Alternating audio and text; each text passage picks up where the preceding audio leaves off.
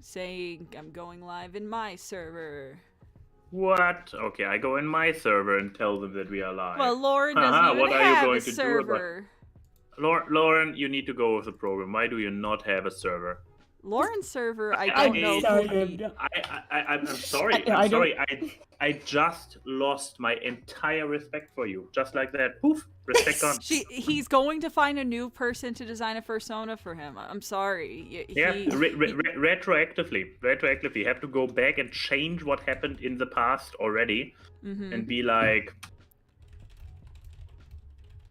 needs to be, it need to change that. It has been somebody else, like completely rewriting history and solving mystery. Woohoo. Yes, the I general have no rule idea what is... this woohoo reference was about. The general rule, like Odie says in the chat, folks, is behave. Please. Oh my. Good luck trying to do this for me, Odie. No, you have no power over me, Odie. Yeah, but I do have a remove you from the group button, so... You do, but then you have to argue with Lauren. And only her. I mean... I have heard of brackets that broke entire friendships. And so you think that a bracket will break a whole sisterhood? Yes. 13 years of sisterhood will be broken. Absolutely. I consider this an absolute realistic possibility. This is why I am here. I am the buffer. I am. What was it? There was something like in the. You're a mediator? No. I'm more like, back in the day, I believe it was Russia versus France, like Middle Ages, and Germany, which was just a splitter of 13 different states. But not United States, but single kingdoms. Yeah. And they basically kept Germany as the buffer so that the big powers did not fight. And since I am German, I am just reliving the history of my country by being the buffer in between the big guys. And when it comes sure that I get the awkward cast experience this weekend, even I though know, awkward cast right? isn't happening. Yeah, you're welcome. But yeah, I mean, like, you two are the big heads, big brains, big guys when it comes to animation, and I am the fool in the middle. You're the filthy cash. Oh, do you want to tell the chat the information you told us? Absolutely. Ahead. I am that much of an unqualified fool in the middle that from those 32 Pixar movies we are about to talk about. Yeah. Every big Pixar fan is just doing the math in their head and it's like, wait, what? That doesn't work. Movies? That doesn't work. But I let Keyframe explain where the additional 8 Pixar movies came from. No, from those 32 Pixar movies, I have only seen 29. But I will not tell you. I will not tell you which ones I haven't seen. Okay, wait. Oh no, that's like, okay, that's gonna be interesting. It's Russian roulette. Which ones is he gonna BS on? Especially given the thing we had to do to. Okay, so chat. First of all, happy Saturday. How you doing? I had an idea. It came to me in a dream. And that dream was while I was watching Schaeferless. And I was like, I want to rank movies, but I don't want to be alone. So I grabbed the 2 people that I know I can argue with without, like, ruining my entire relationships with them, which is A and Y, and Abbey. And, I wanted to do Pixar films.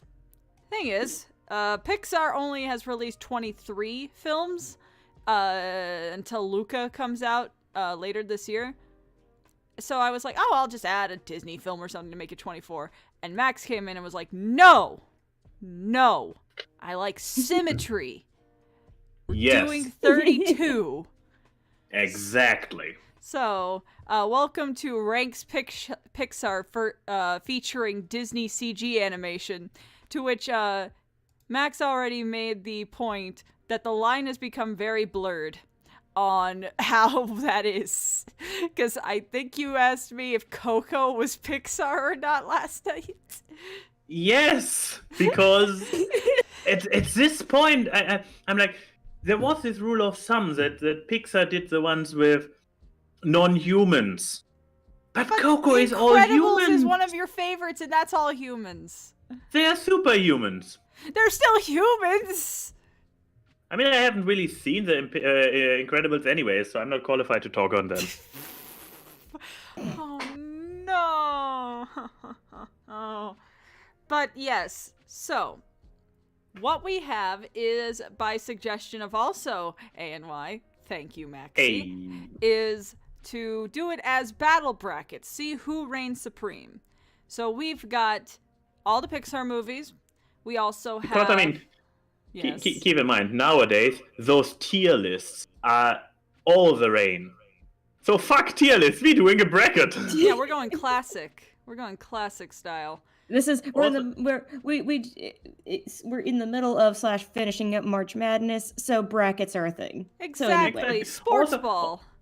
Yeah. Also, if we Sports wouldn't have gone for brackets, we actually could have gone with the original 23 and wouldn't even have to bother. I know, and that's boring. You know, we want to argue with each other. Yeah. But, yeah. So we want have conflict. we have Exactly. all the Pixar movies. We also have the beginning up to Moana with the 3D Disney movies, because we got Chicken Little, Bolt, Meet the Robinsons, Tangled, Frozen, Wreck-It Ralph, and Moana. I don't think I'm missing anything there. And then then just to add a little spice, we have everyone's favorite Disney movie, Shrek. I mean... Yep. I mean... Just... Yeah, look, I'm just saying, how many Pixar films was also nominated for Best Adapted Screenplay at the Oscars? I don't think so. So, you know, Shrek actually has more qualifications than some of these movies. Shrek won an Oscar. Toy Story, how dare you not win an Oscar when the animated film category did. Oh, are we already on the first bracket? Okay, yes, I agree. Shrek better Toy Story, because Oscar. I want to say the battles first. I just got onto a tangent. This is why the video will be heavily edited. So we got Toy Story versus Shrek, Zootopia versus Onward, Inside Out versus Soul, Monsters University versus Finding Dory, Toy Story 2 versus Incredibles 2, The Good Dinosaur versus Brave, Monsters Inc. versus Up, WALL-E versus Finding Nemo, Cars 2 versus Chicken Little. By the way, fuck the Cars franchise. Their logos were not conducive to this list. Bugs Life versus Bolt, Toy Story 3 versus Coco, Cars versus Meet the Robinsons, Cars 3 versus Frozen, Jesus. Toy Story 4 versus Wreck-It Ralph, Moana versus Tangled, and Incredibles versus Ratatouille.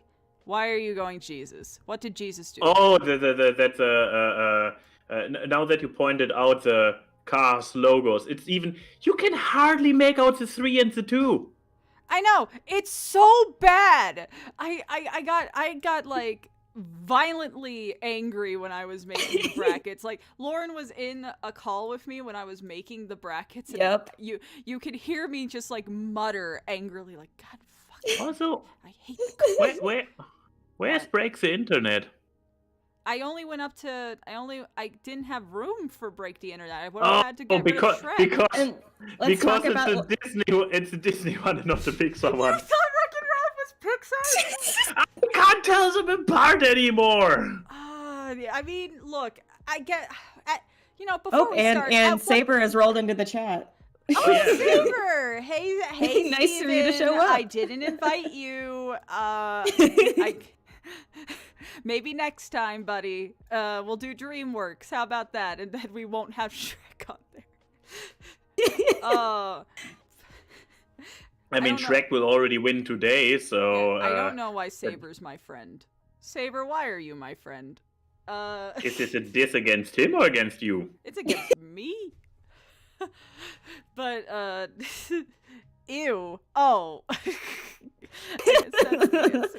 But no, yeah, so I do want to ask, I guess the chat can answer too. At what point did the Disney CG films also just became Pixar, that the line became so blurred that you couldn't tell. Was it Wreck-It Ralph? I think when the because Tangled and Frozen yeah, I are think, very unequivocally Disney movies. yeah, I would probably say so, especially because with Pixar they tend to go more modern in their stories and more contemporary, I should say, versus Disney, who has a lot of fairy tales, right? So when you had Wreck-It Ralph, it was a modern story. So it was definitely more converging into the Pixar DreamWorks contemporary route that way. So yeah, no, I'd say so. I guess that makes sense. But yes, enough dilly-dallying. We gotta fight for the right to movie. That did Plenty of them, actually. Yeah. Yes. So, with our first Saber says he battle- likes you. Aw. Oh, he likes me? Yes, he likes you, Max. He the Aw. reason why he never goes on camera during Awkward Cast is because He's blushing too heavy because of me. he's blushing so much when he looks at you that he has to hide his face. I'm so Oh my, sorry. we got a hey you. I don't like that sticker, but thank you for the $2. But yeah, so first we have Shrek versus Toy Story. So, on the one hand, we have the OG Pixar movie, the one and only, the Toy Story. Yes. If you ignore the shorts, this is where it's not even a renaissance, but where it all started, and this is the heritage. So obviously we should go with Shrek, because Shrek is also the heritage where it all started for DreamWorks. Well, no, it's not. It was a no, big- it's not. No, it's not. Ants was the first. Ants was the Well, first DreamWorks technically, movie, but and Shrek that's is only the because they first- Yes. Yeah, I was gonna say Ants is only first because they shoved it forward in the middle of production because Pixar was gonna release Bug's Life at that time, and so DreamWorks was like, I gotta shove this out before Disney gets to it, and so we should have put Bugs Life against Ants in the list. The thing is, I don't know how I don't like ants, and I rather never. I don't speak either. about- I don't want to talk about Woody Allen ant movie. I don't want to talk about Woody Allen. Fair. But what about Christopher Walken, second in command general?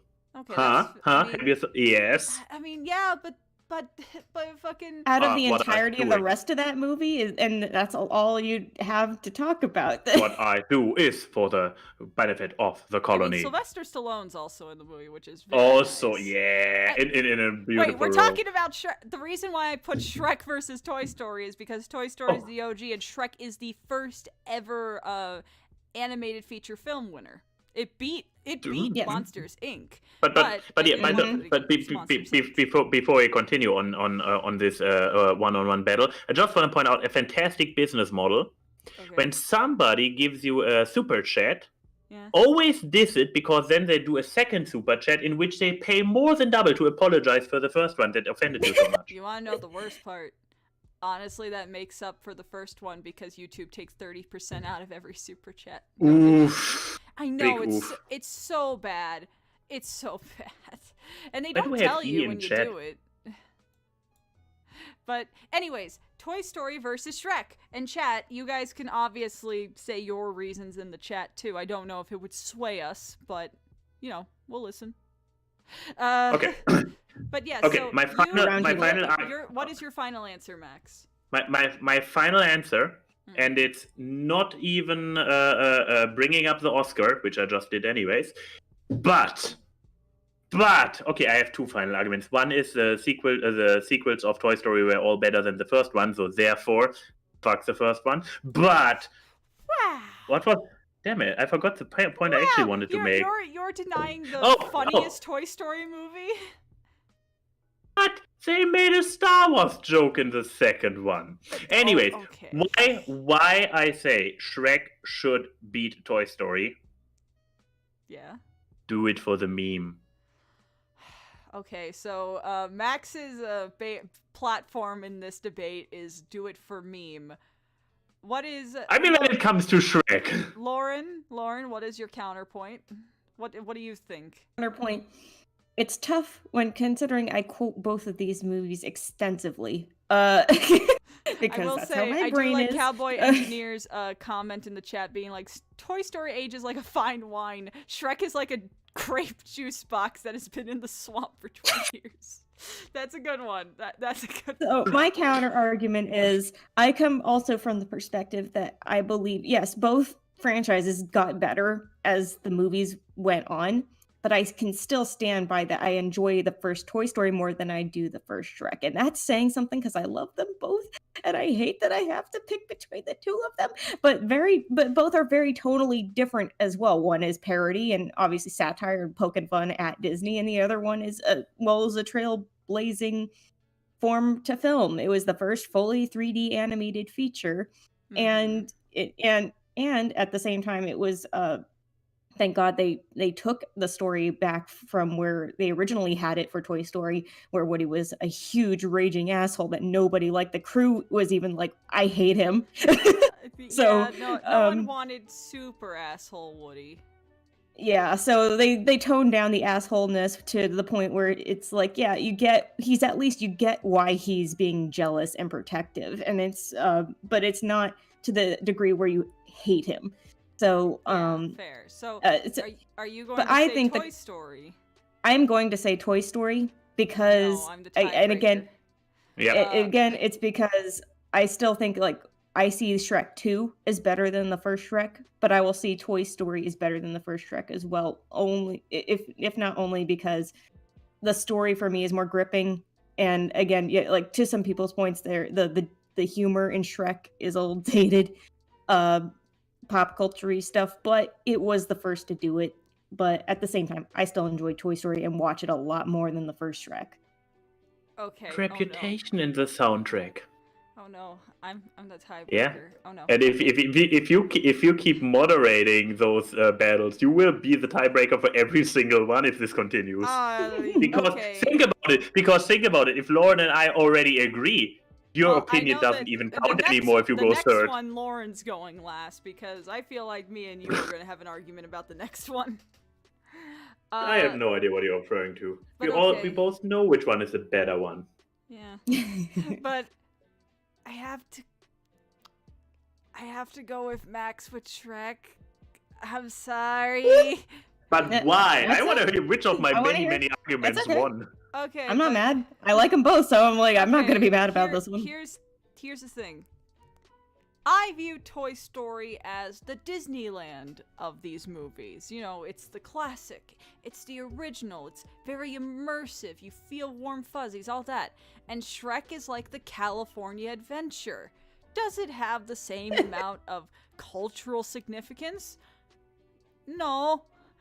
But it's fun. California Screamin' is in California Adventure, and Shrek has an awesome soundtrack. Shrek has one of the best covers of Hallelujah that I've ever heard. So yeah, I think in this battle, good old Shrek. Come on. I ain't even mad. There we go. Because I like them both. Oh my.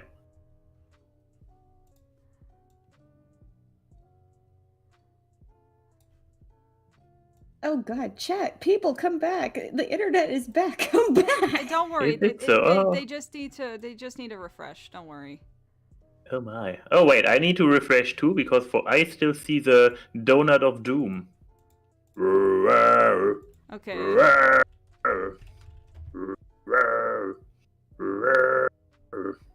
Don't worry. This has happened before when my computer blue screens. The audience comes back. Just in case. Audience, I'm tweeting it again with "We're back." I'm gonna retweet too, being like, "We're back, blue screen. Try to kill Shrek." There we go. That's perfect context. Ooh, also, brilliant move there. What's the brilliant move? By now allowing us to have a second tweet about the entire thing. Fantastic marketing. Very proud. Very proud. Thank you.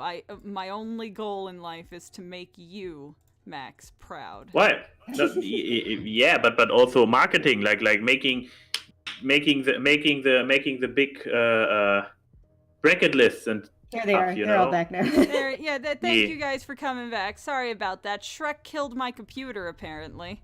As he does. Okay. It's almost like the stream was ogre. Yeah. Oh. Okay, Lauren, But you're above the law in certain senses in my life. It's not there. But as I was saying, I have the suspicion that you only let Shrek win because you are sure that he will not survive his next round. No, I'm not saying that. But you are thinking it. That's Look at the way that this point, is whether I'm organized. thinking Look or at the not. way this is listed. We have Zootopia and Onward. Which one of these is a distant relative to Shrek in a way? Wait, what? Yeah. I don't know. Too bad those two will never meet because the obvious winner in this next battle is Zootopia. How does it My feel first to be argument- wrong? Reasons. State your reasons. My first argument, and Okay. I want to keep a little bit of okay. I have now a zeroth argument, which I will put even ahead of my first argument. See Saber. Saber says rip onward. Easy thing. Saber says Zootopia. I say Zootopia. So you're going to say that your reasoning is sound because big 1 million subscriber Saberman said so. but just in general, Saber said. It doesn't even matter how many subscribers he has. I mean, he said so. That's the important part. Okay. You're Also, wrong. majority of the chat. Okay, well the chat's wrong. The people watching Okay, are so going know down that their again. opinions are Oh, valid. Onward is better than Zootopia. oh, please try to State make your a reasons. point. Okay, State you your want reasons. me? You want me to state my reasons for the court? Yes, please. Zootopia is Yes. a terrible allegory. Like Zootopia, I love Zootopia. I am a furry. I am legally obligated to like Zootopia. It's true. It's in the rules for any I went to non-furry go who see it doesn't for know. my birthday. It's a lovely film. The characters are amazing. However, it is a very sloppily handled allegory about racism. But let me throw some counter argument right there in your face. Okay, go ahead. Is it really though? Is it really a slappy allegory against racism, or is it just what the internet collectively decided is what it is about? Maybe it was just an allegory about misunderstandings, about those kind of tensions between groups in general. Did Judy talk with a black coded accent or something? No, she didn't. No, but the whole thing that it's like you want to run the town through fear and everything. That's it. Yeah. And that has a certain implication, especially in the time that the movie came out. But this has been a theme throughout any form of oppression. I would just say that to me. Maybe you Americans just see the racism because it's such a big and still current topic in your history. I would also like to point out you're stating all the reasons against Zootopia. What are your reasons for Onward? Yes, thank you. What's your argument for them? Oh yeah, okay. My reasonings for Onward is that I think it's just a more emotionally engaging movie. I has nothing to do with Chris Pratt being involved, does it? No, it does not have any. I love Jason Bateman, and he's Nick. He gets to be a sexy fox. You think that if I was just going to go by celebrity hotness, I wouldn't go for Zootopia? Excuse me? Tom Holland is an Onward. Well, yeah, but Tom Holland is not. How many times do I have to explain that Tom Holland is not my type? But no, he is a good boy. But he is a good little brother. He is not Smash. But no, I think Onward is just more emotionally engaging and tackles the subject of like sibling love better than most Disney movies. And I mean, for one, I think the relationship between siblings in Onward is handled much better than Frozen.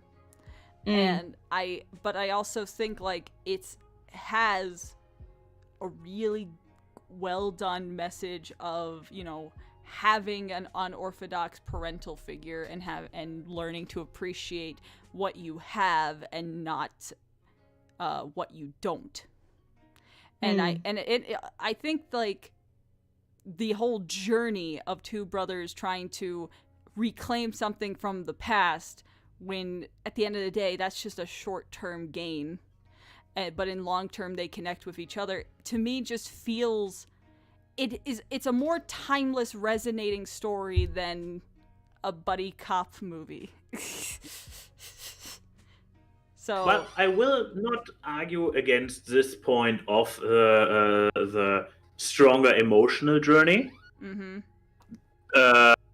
However, what I would say is that besides this emotional core of Onward aside, the overall story is like it feels a bit like forced, like, oh, we go on a quest, haha, here is the next spell you must learn. It feels like the progression of the story itself doesn't feel as smooth and well crafted as Zootopia with its story.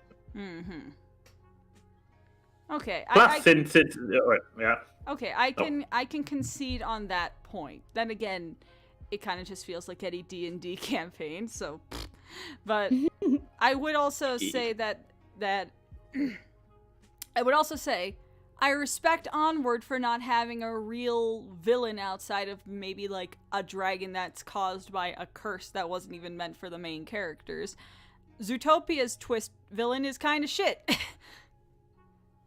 Well, yeah, that's a given. And this isn't an era where we've already had. We came in the middle of the era where we were getting nothing but twist villains. So I don't think Zootopia needed a villain, and society was societal barriers were the villain. Everything, the prejudices, the fears, that was the villain. I feel like that could have been a better villain if it was just that it's just from years and years of prejudice instead of just Sheep Mayweather shooting people with blueberries. Yeah, but then again, without that aspect, why would why would some animals go feral if there wouldn't be somebody behind it? They would go actually feral, so the predators would actually be ticking time bombs. While yeah, Merryweather, when it comes to twist villains, is a little bit more in the meh department. I would say that as the story is written right now, she was still needed, unlike a certain other twist villain further down the list. Yeah, okay. I mean, okay, I feel like the chat is getting really mad at me for no reason. I really like Zootopia. I love Zootopia. I just love Onward a little bit more. But I like both movies. Don't. I believe we have both talked for quite a while about it, and we have a lot of stuff to get through. I guess should we hand it over to number 3? Yes, Lauren, be our mediator. All right, so the tiebreaker. I'm gonna have to go. Sorry, sis, on this one too. I'm gonna side with Zootopia on this. If not for, I mean, yes, not going into the whole political debate on it, which we already know millions of people have already talked about it, have already discussed it. But I think at the very least, what's kind of interesting about how they carried out Judy in particular as a character was interesting, because she goes to Zootopia with this idea in her head that it's a perfect place, right? And everybody's respected and everybody's on equal ground. But she goes in without realizing she has her own prejudices, and then they come out into play, and when she doesn't really intend to, but they are there, which is, I feel like which is a really good discussion point in terms of looking at a character and realizing, you know, they're a well-meaning person, like she's not a bad person, but it's realizing that there was a prejudice there that she didn't even realize she had. It was just because of the way she grew up and what happened to her, and it's almost like, you know, she wants to hope for the best in other animals around her, But then when it seems to come out a little bit halfway through the film, or almost even 75% of it, you realize that, even if she's well-meaning, she still has things to learn. Yeah. And I think that's really cool. Okay, I think that's a really cool means of... Judy is one of Disney's best characters. So is Nick. Mm-hmm. The movie is really, God. I do really like Zootopia. In some objective standards, it may be better than Onward. I just like Onward more. And that's okay. That's a preference thing, and that's fine. People are getting mad at me. I know the internet's gonna get mad no matter what. Okay, I kind of knew that I was going to be the odd one out with saying Onward, which is why I put the two together, because I just wanted to talk about how much I liked. But it was also kind of interesting that you strategically seemed to put it right after the bracket that had Shrek in it. So imagine if Onward and Shrek had been battled it out. I did put Zootopia and Onward together because it was two worlds that are like our world, but skewed in some form. One with animals, one with mystical creatures. So that works. Yeah. But so anyway, my final vote is Zootopia. Yeah, and Zootopia got moved forward. Well, Zootopia's gonna fight against Shrek. That's going to be so since you put all those brackets together with a certain intention behind it, do you want to give an introduction about what is the third bracket? The third bracket is what's inside. So Inside Out versus Soul. Now, I think, Lauren, you're the only one of us who has not gone first yet. So what do you pick? Yeah, it's really interesting considering, yes, one led to the other, essentially. And one goes even deeper in a way than the other, and is more introspective, and it came around the time when everybody kind of needed a movie like that. Like Soul came out at Christmas at the end of 2020, at a time where everyone's reflecting on the year they just had, and is also looking at people looking inward and finding their purpose when they realize they've come to, they're all stuck at home, and now they're suddenly realizing they're having to look inwards into themselves and looking at themselves and their purpose, their life's purpose, and saying, do we need to have a life's purpose? Is it just to live, And I still can't tell which one she's talking about. Soul is the one I'm talking about, because Inside Out is more like approaching it in it's funny because they both are very deep, but for Inside Out, it is a more I think a more vastly understandable concept, because you're breaking up the emotions into different characters, and it is a lot in terms of tone of story. It is much lighter than Soul. It's really tough between these two. I personally find more value in Soul, so my vote will go to Soul. But it's because even if I am with Soul, even if it's something where I look at it as a movie that's kind of like going on a retreat, like a spiritual retreat. You go visit it for a little bit, makes you think for a while, and that's good, and you get something out of it, but you don't have to repeat watch it over and over and over again. And that's okay. I think the impact of the message is so much more poignant in Soul. Than a replayability factor.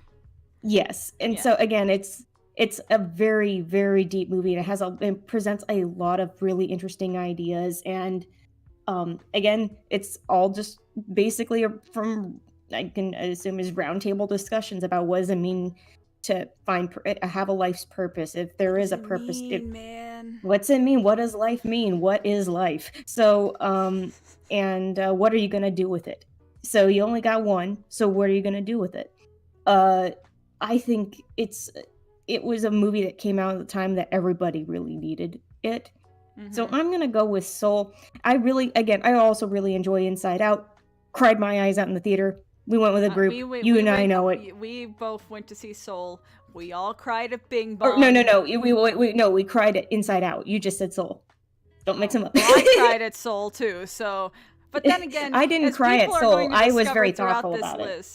It's not very hard to make me cry. You know what? Maybe that's why Onward went ahead in my list, is because Zootopia didn't make me cry, but Onward did.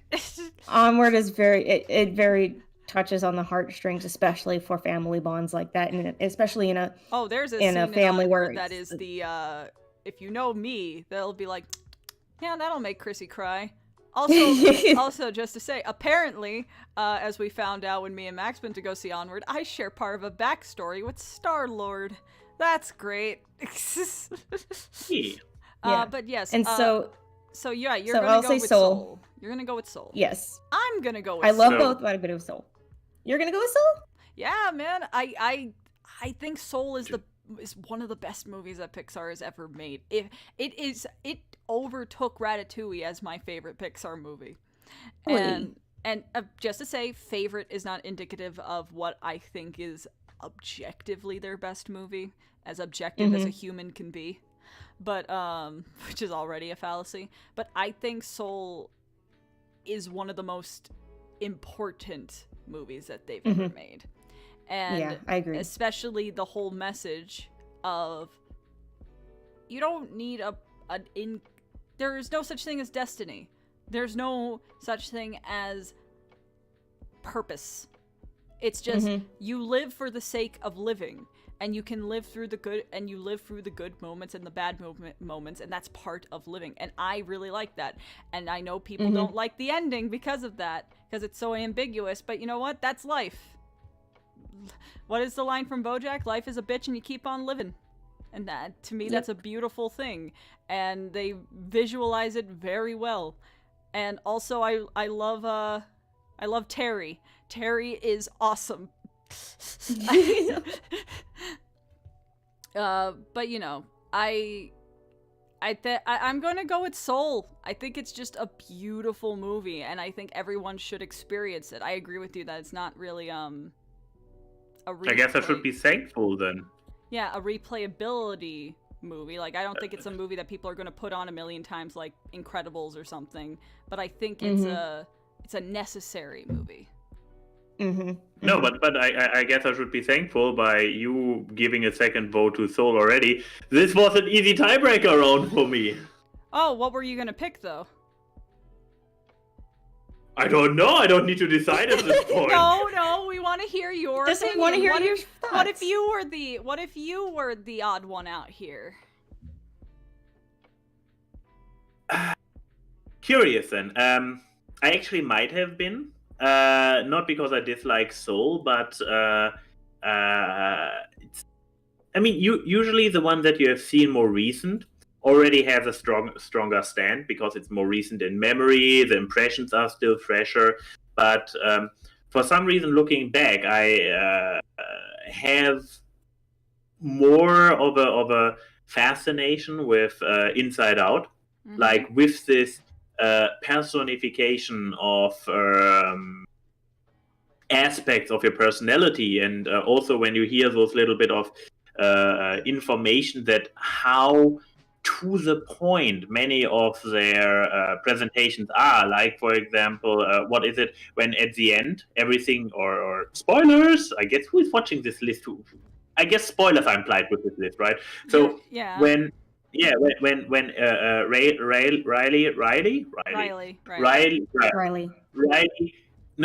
Riley first goes through this issue where she is still connected and idealized to her previous home and doesn't feel happy, but her happiness forces itself on her. She desperately tries to be happy. This thing happening with Riley as a person, as a real character, is represented by her inside character, happiness desperately trying to stay in charge, while the self-regulation of her brain needs sadness, and it's longing for sadness to take over, and those to turn those happy memories into those core memories into sad ones, because that's what Riley needs. And when she gets this denied, when she loses her happiness and her sadness, she falls into a depression and everything goes gray. And in the end, she grows as a person. A core emotion of her is not just one emotion.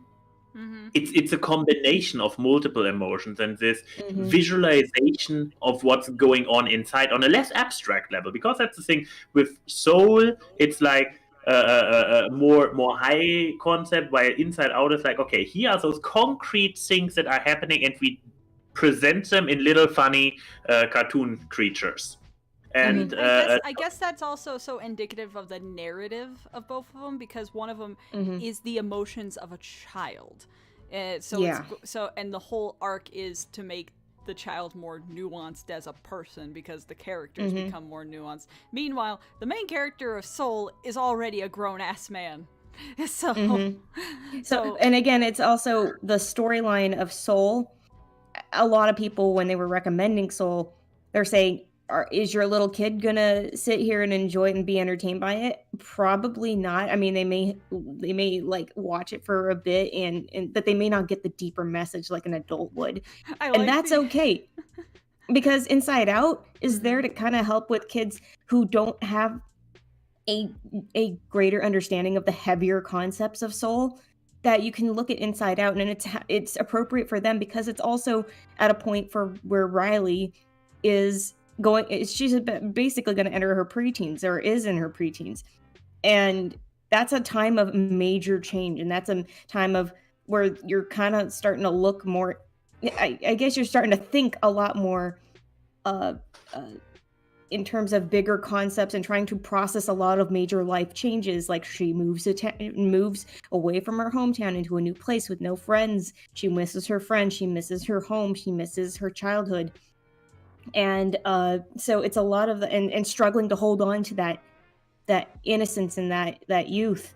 Inside while Out she's still is having arguably the more approachable movie. So I think that's why I said a more general audience is going to follow it better than Soul, because Soul is absolutely 100% for the adults. Soul is an art house movie comparatively to other Pixar films.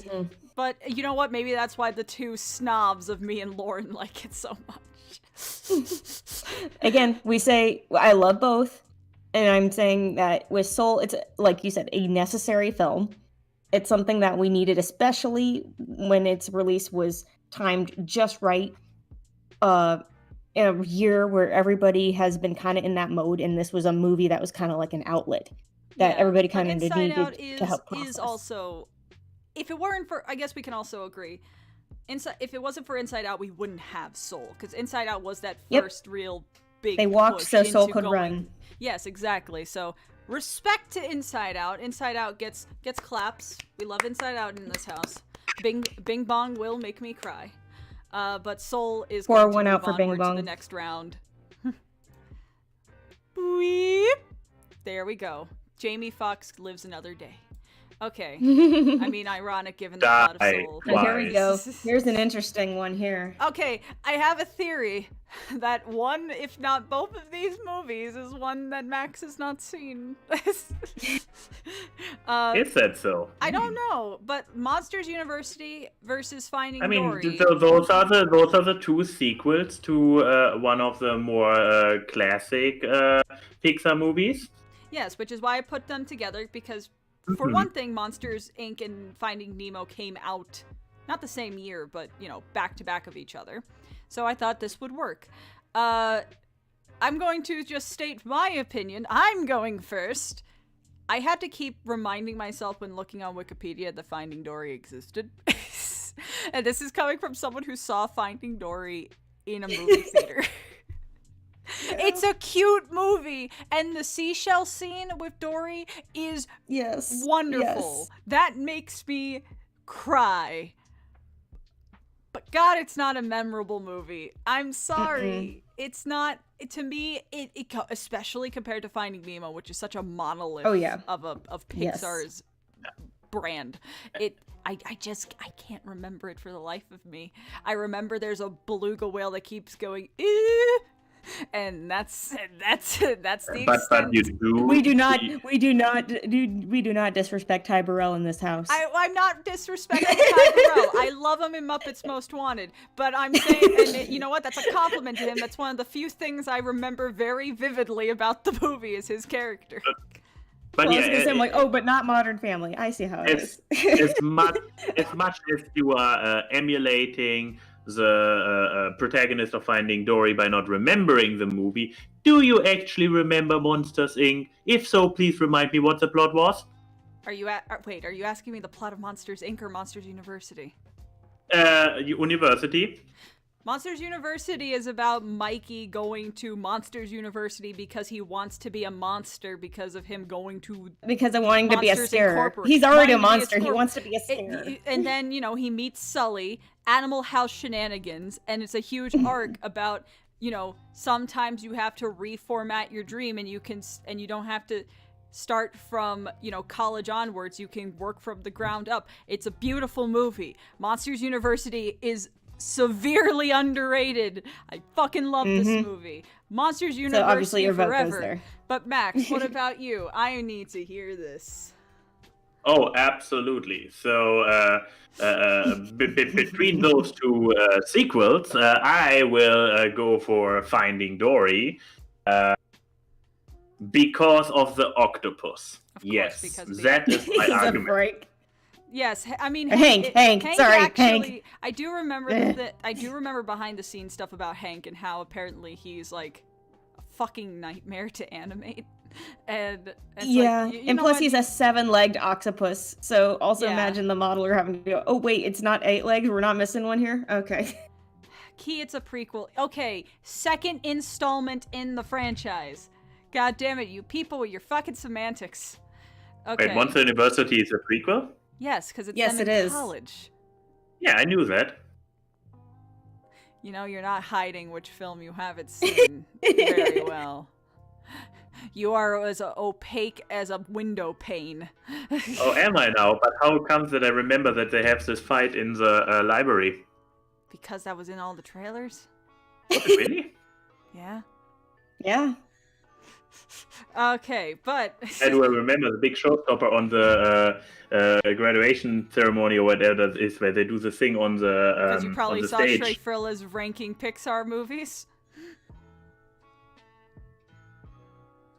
Your silence is very reassuring. How does it come that I remember the photo clips at the end when you see where they start as a packaging in the post office of Monster Inc. and then work These their are way all- up until these Sally are all- eventually becomes the I star don't that know, he is maybe in you're the watching beginning. a YouTube clip of it right now on one of your 3 screens. Wait, are you? Maybe. You will. I will tell you once we are done with this entire video which ones I actually have not seen. Alright, Lauren, Finding Dory versus Monsters U, please This was help. without a single question in my mind, Monsters University for the win. And especially, I would like to point out at the Thank time. goodness I didn't when like it- Finding Dory. Wait, did you genuinely not like Finding Dory?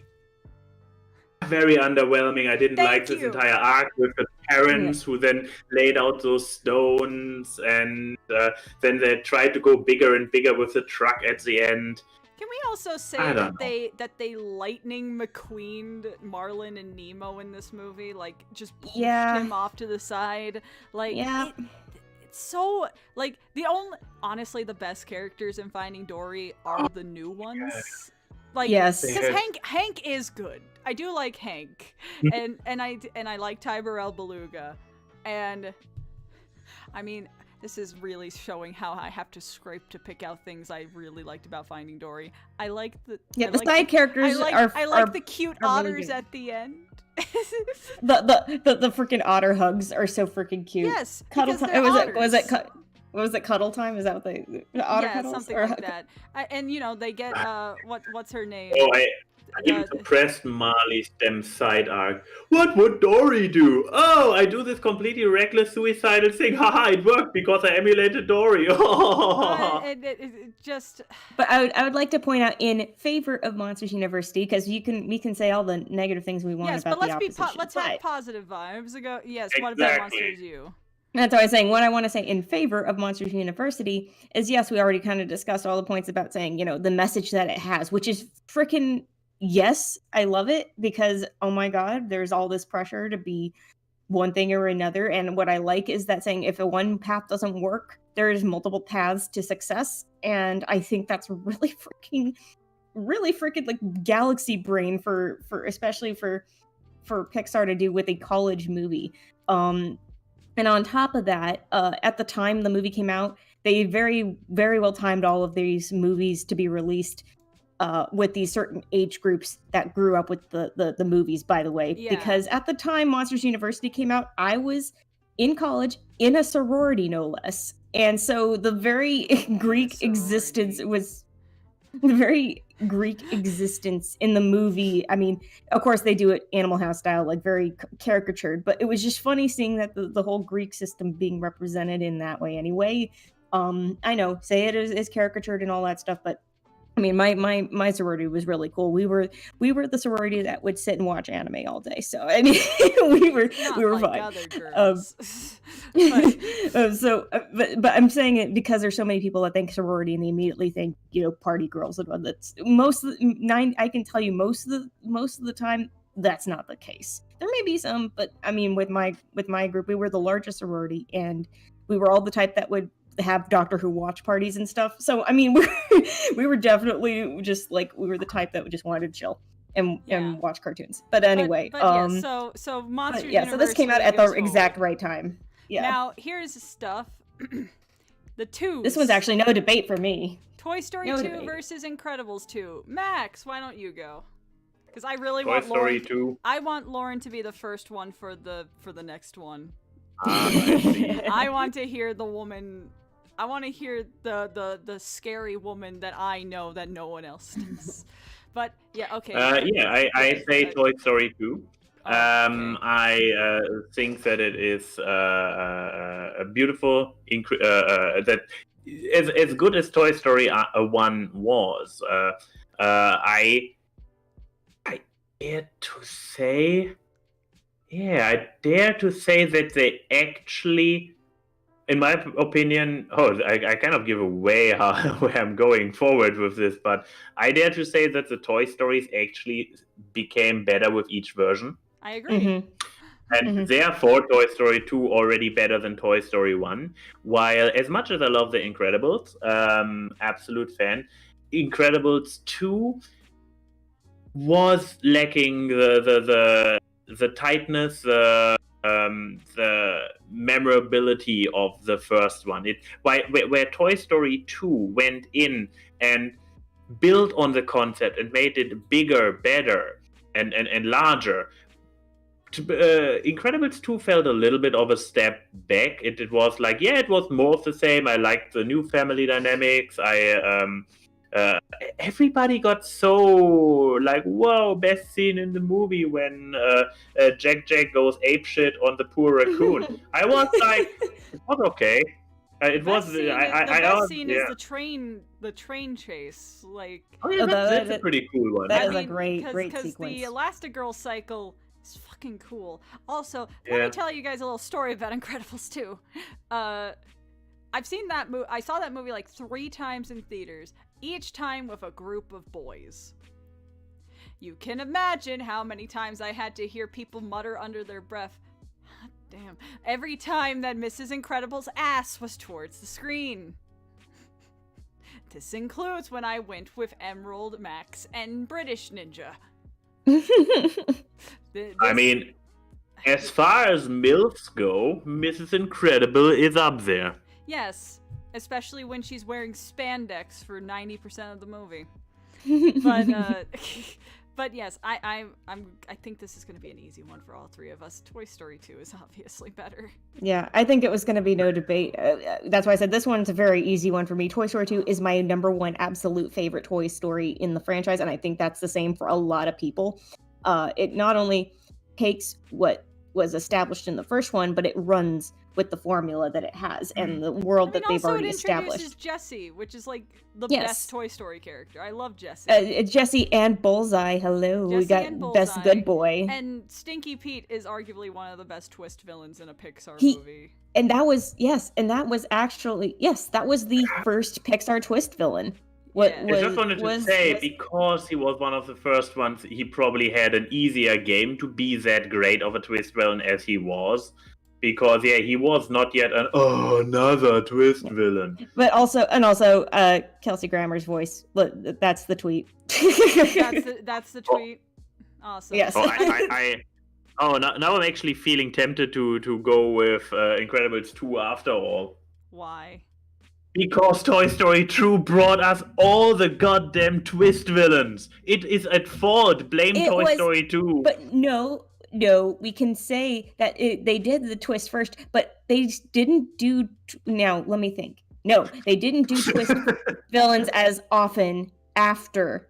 Even though that was the first, they didn't do them as often after. It took Frozen to pick it back up, honestly. Twist villains Actually, no. Sorry, Wreck-It Ralph. Wreck-It Ralph was probably the era that really kicked off the twist villains being consistent in every single film. And I know that's Disney, but my point stands that was the era where the line blurs. Yes, because otherwise they were sprinkled. They otherwise were sprinkled throughout the 2000s, but they were not consistent like they were after 2010. So there you go. But yes. So, what were you gonna say? What should we have done? What do you call this bracket? This is the bad bracket. This is both of these films were muddled in production. It came out like shit, but which one's more tolerable? And Lauren, I know you have very, very great I've got my fists wound up right now. Oh, okay. So me and Max are gonna go into the bomb shelter. Please, go off. Okay, so both of these movies, hugely disappointing in my book. They are my absolute bottom two. And this is saying something because Cars 2 is low. But Good Dinosaur and Brave, I'm going to say they were the biggest disappointments I'd ever seen in a theater. And yes, I saw them both in theaters. I remember getting all excited to see Brave because, damn it, those first 20 minutes looked freaking great, all right? And they were. Everybody knows it. And then obvious change in directors and the taking away from Brenda Chapman obviously happened. And then the rest of the movie went to crap and just Diet Brother Bear, which doesn't even make any sense. There's no bears in Scotland. So why the frick would you have bears in a movie that takes place in Scotland? It's not even, and on top of that, they made it very purposely, like they tried to hide the bear aspect of it, because they changed the title of The Bear and the Bow, which was its working title, to Brave, to obviously hide the fact they were going to have bears in it.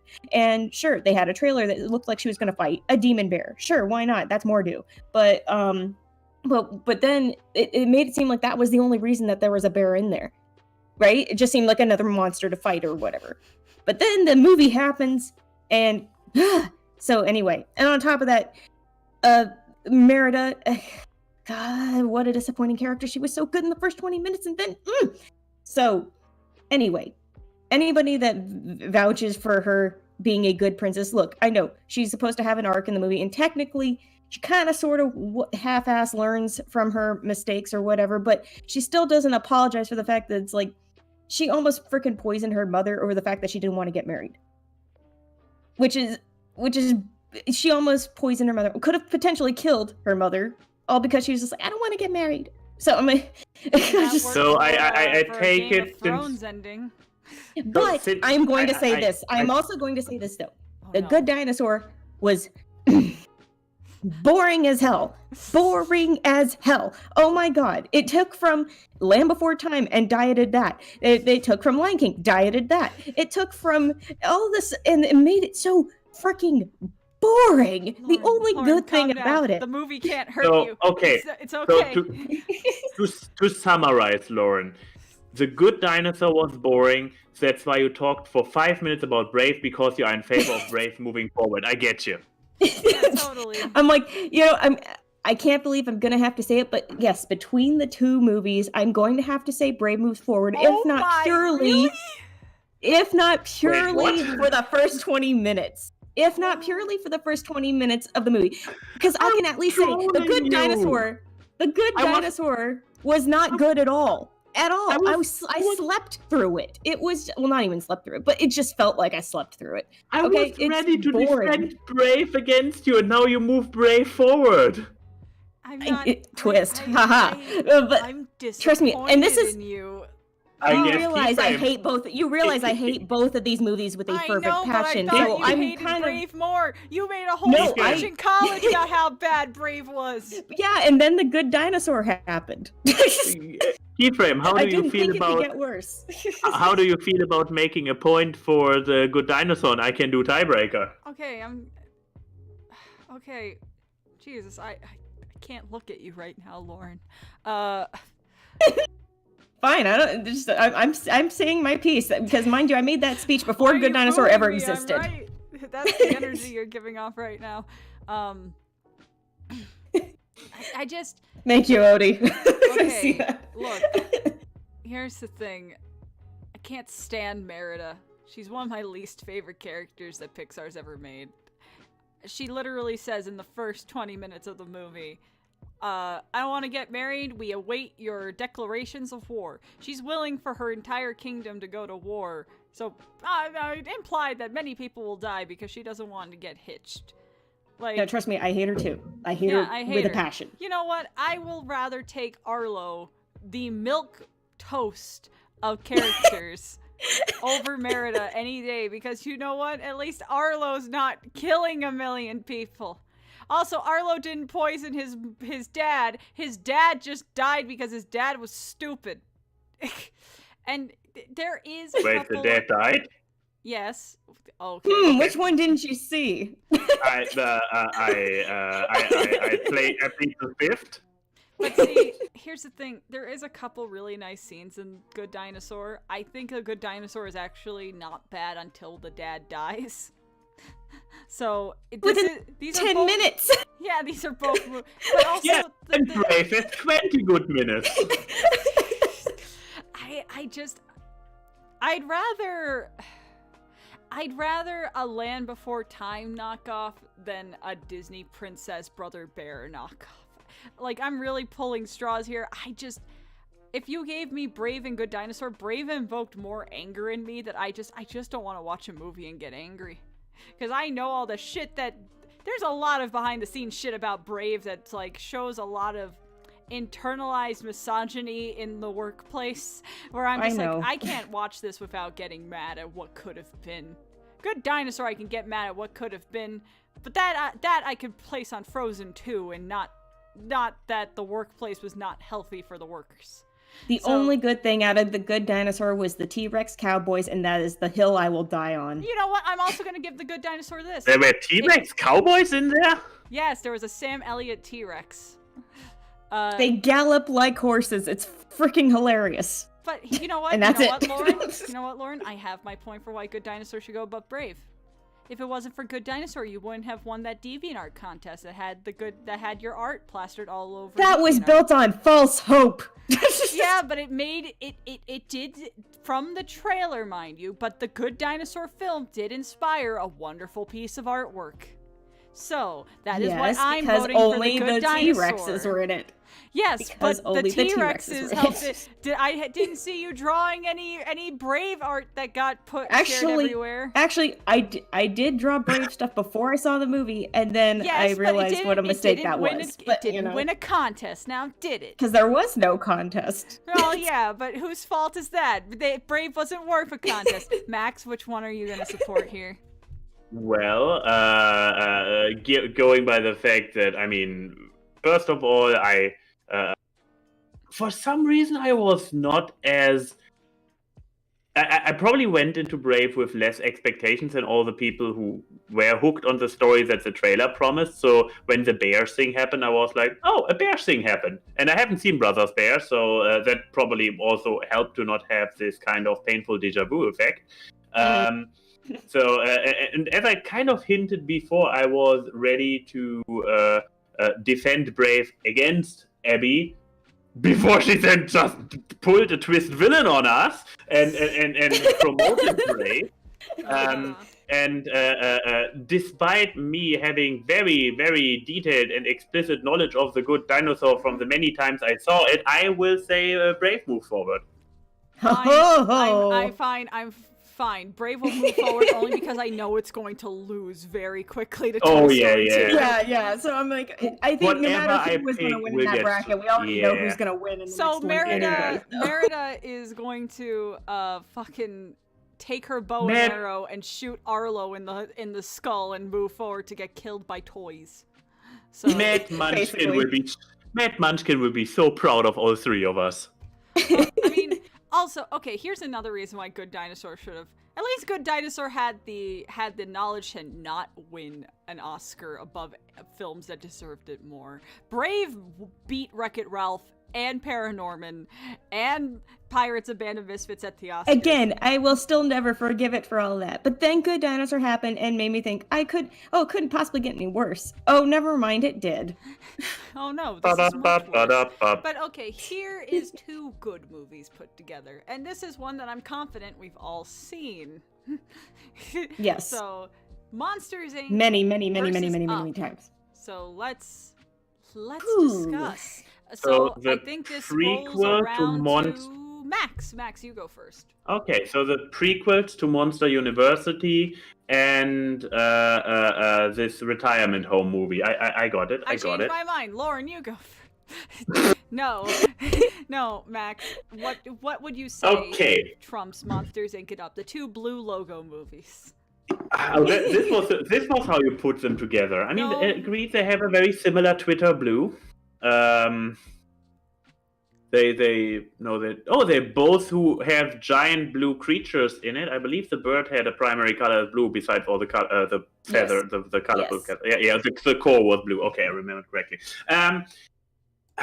As much as I love Monsters Inc. as a classic, I have to go with Up because I found both are strong movies in regards to the fantastical element, like with Monsters Inc. being like very in your face about look at this wacky explanation for nightmares and monster under the bed, like the vibe of Toy Story. It's a Pixar classic. They take a concept from the point of view how children see the world, and then they roll with it and they're like, hey, what if it's actually the case?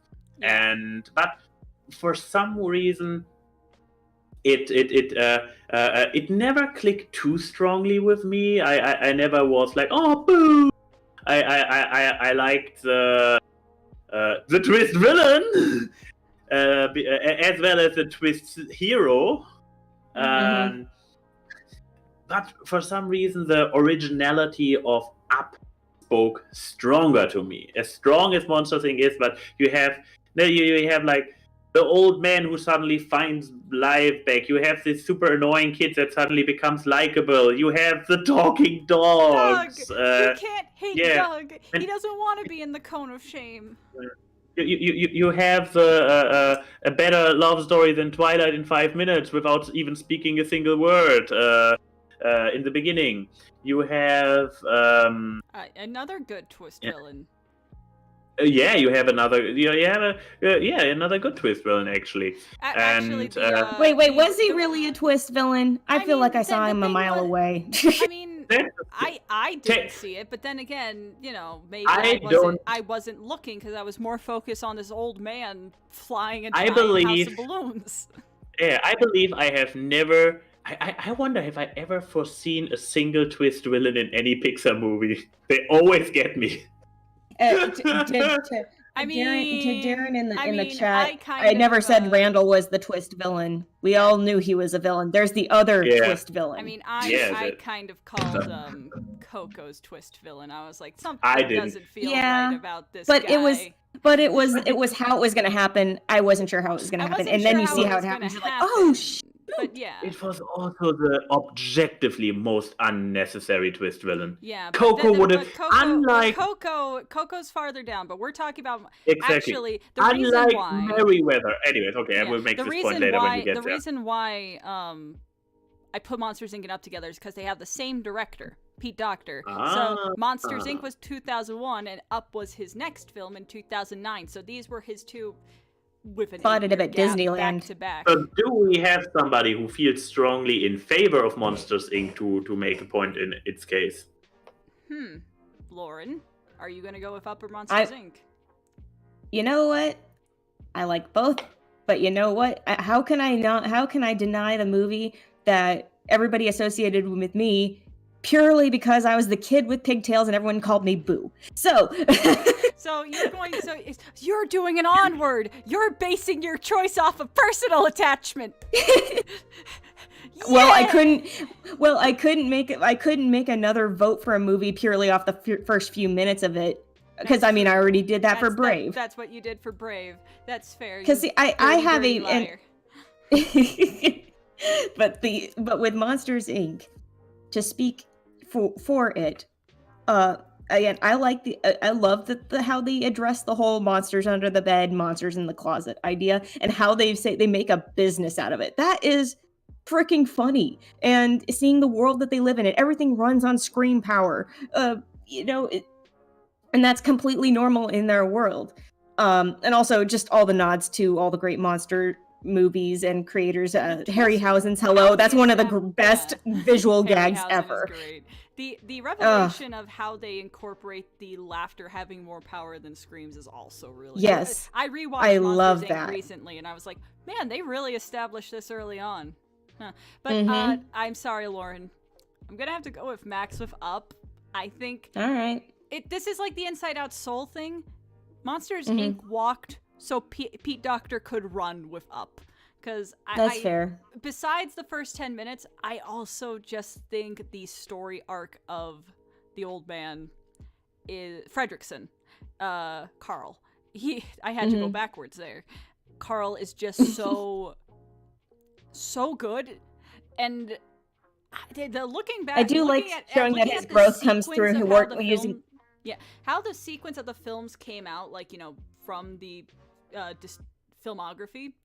Up was really the first one where they tackled a subject matter that really was not for kids. Because, the main character is literally a near end of his life old man. Like, they were more making this one for the adults than they were for families.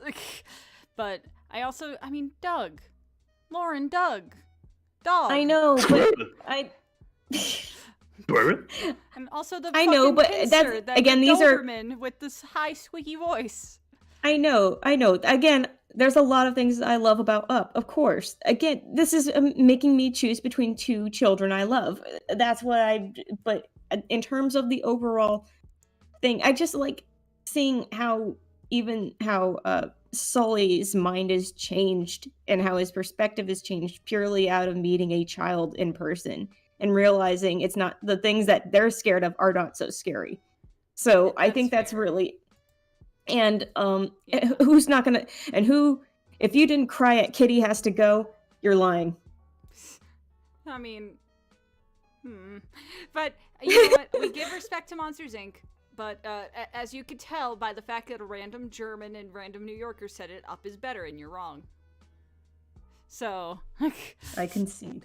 But okay, here's going. This one I can duke it out saying which I know which one I like better. But WALL-E versus Finding Nemo. So I guess you did Brave. He did. So I'm first. WALL-E. WALL-E wins. WALL-E wins.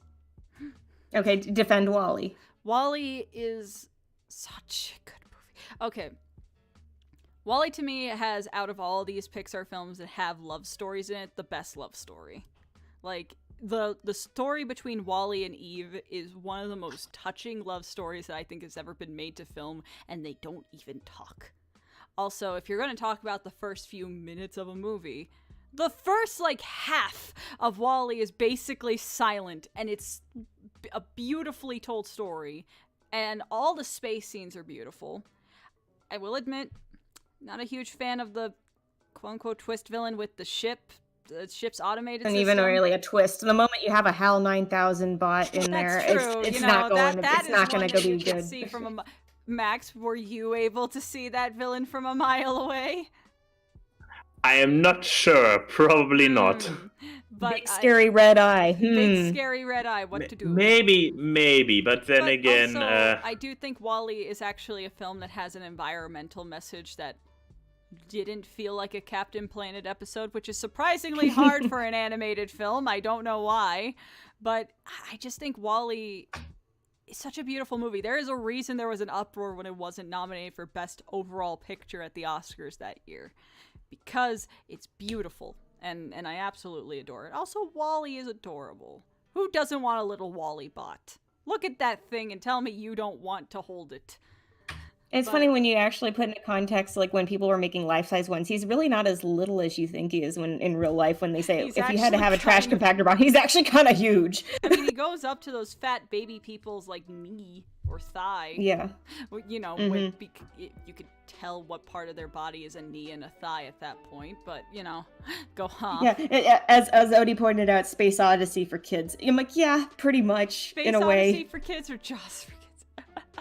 But okay, I pick Wally. Lauren, do you want to fight me on this?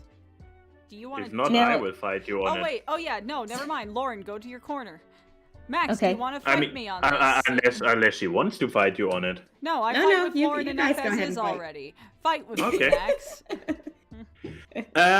So should I make a point for Finding Nemo or against Wall-E? Because I can do both. I mean, Because I watched both of those movies. wow. But- Spoilers. Wow, oh, I'm so proud of you for watching two of the most beloved animated films of all time. No, but okay. yes, So what I'm is- with you on. Who are you Okay, duking it out for? I am duking out for Finding Nemo. Otherwise, there would not be any point in challenging your previous. I choose decision. this one purely out of spite. Definitely no. So let me shoot one against Wall-E and one in favor of Finding Nemo. So starting with Wall-E, since you already talked about it, yes, the first half hour where there is not a word spoken and where you only have those two robots, absolutely adorable. But there is also this massive tone shift the moment we are not on Earth anymore, the moment we suddenly have so much interference from the other robots, from the humans, from the ship, and this very subtle, like, oh look, corporations, bad advertisement, message. If I want to have this kind of like corporations evil message, but subtler, I play a Fallout game.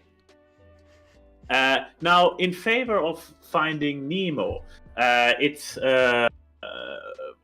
I mean, you could also. Was this how you put those two together? That it's about otherwise not sentient beings being the stars, or? Yeah, let's go with that.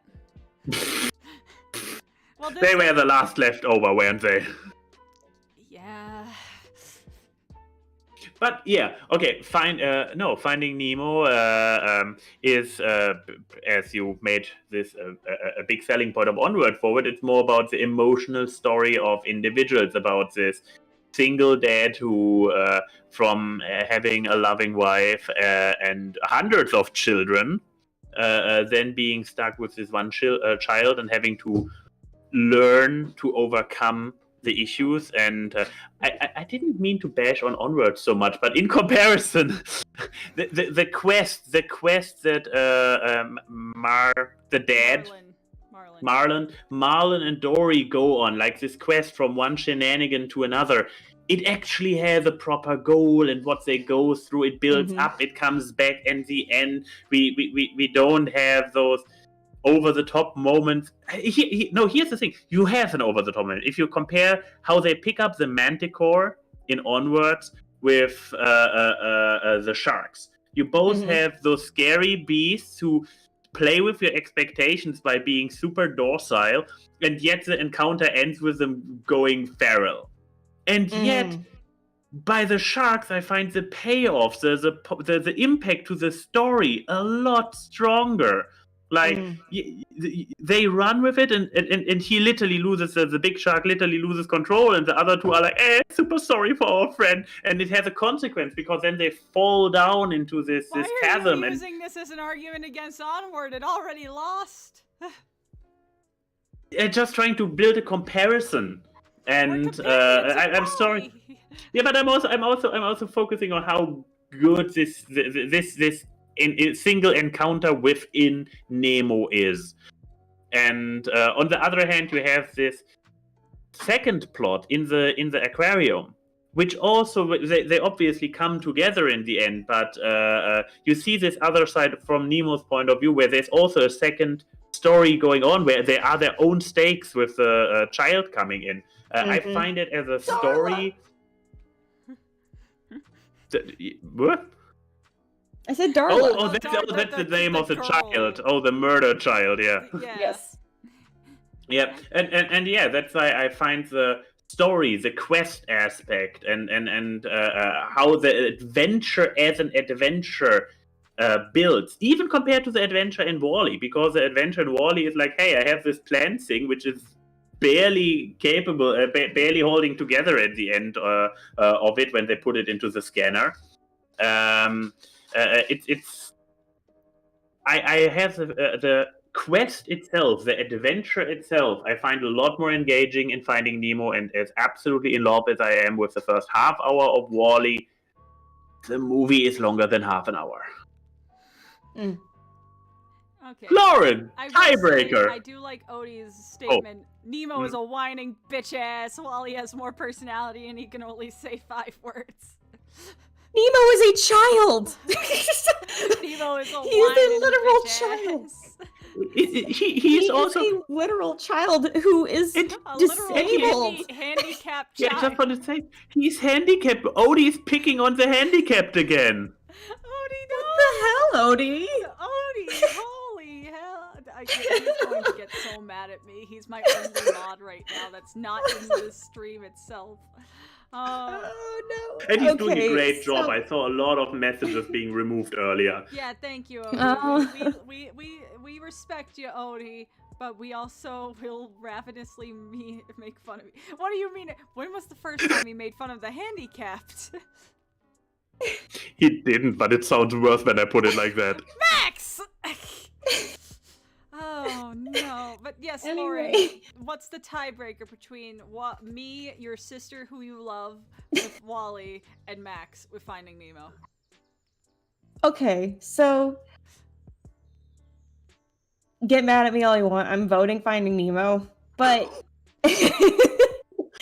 Did you just kick the second of Keith's favorite movies out of the thing in the first round? Again, I like both movies. At least Soul made it through. I'm happy that Soul made it through. Jesus Christ. Oh yeah, you already mentioned it. See, the thing is, okay, first of all, I like both movies, but I just don't have as strong an attachment to WALL-E. Even after I watch it, I've watched it many times, but I still don't have as much of an attachment to it as I do to Finding Nemo. And I know that sounds like a personal thing, but there's also the whole thing of I like to see the character arc in Finding Nemo, and it feels like a very organic character arc when you have a very worried parent single parent who is looking out for his handicapped child who gets lost in the middle of the world, and he has to go find him because he is so, that's all he knows is just to look after his son, Lauren, because he doesn't trust him. But it's like, hands.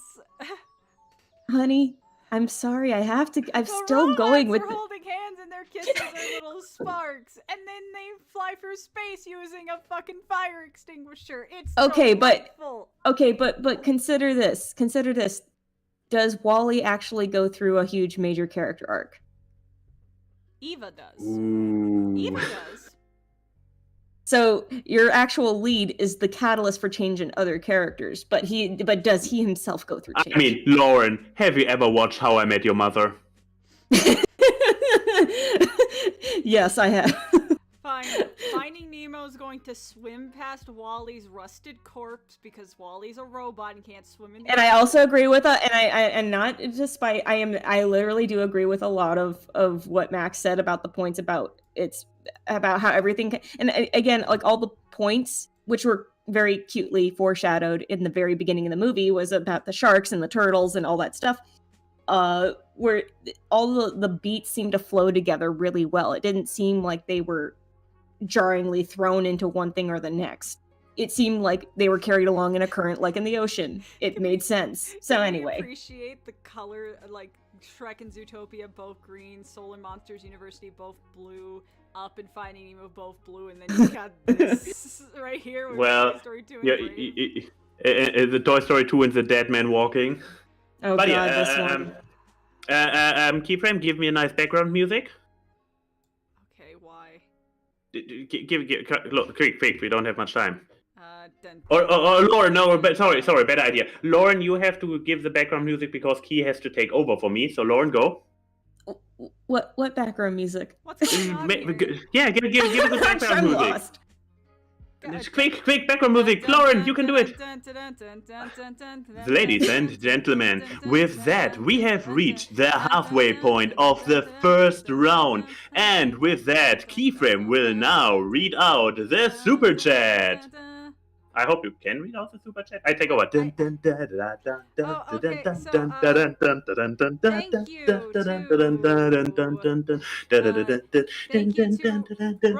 Netra for $3 saying Mons. Thank you to Dark Enigma who donated 2,500 CLP saying, "Hi Key, first time donating. I hope it helps. I can't believe I have to drive to work on a Sunday all the way to work." DJ Fluttershy, thank you for the $2 super chat saying, "Boop, I'm back."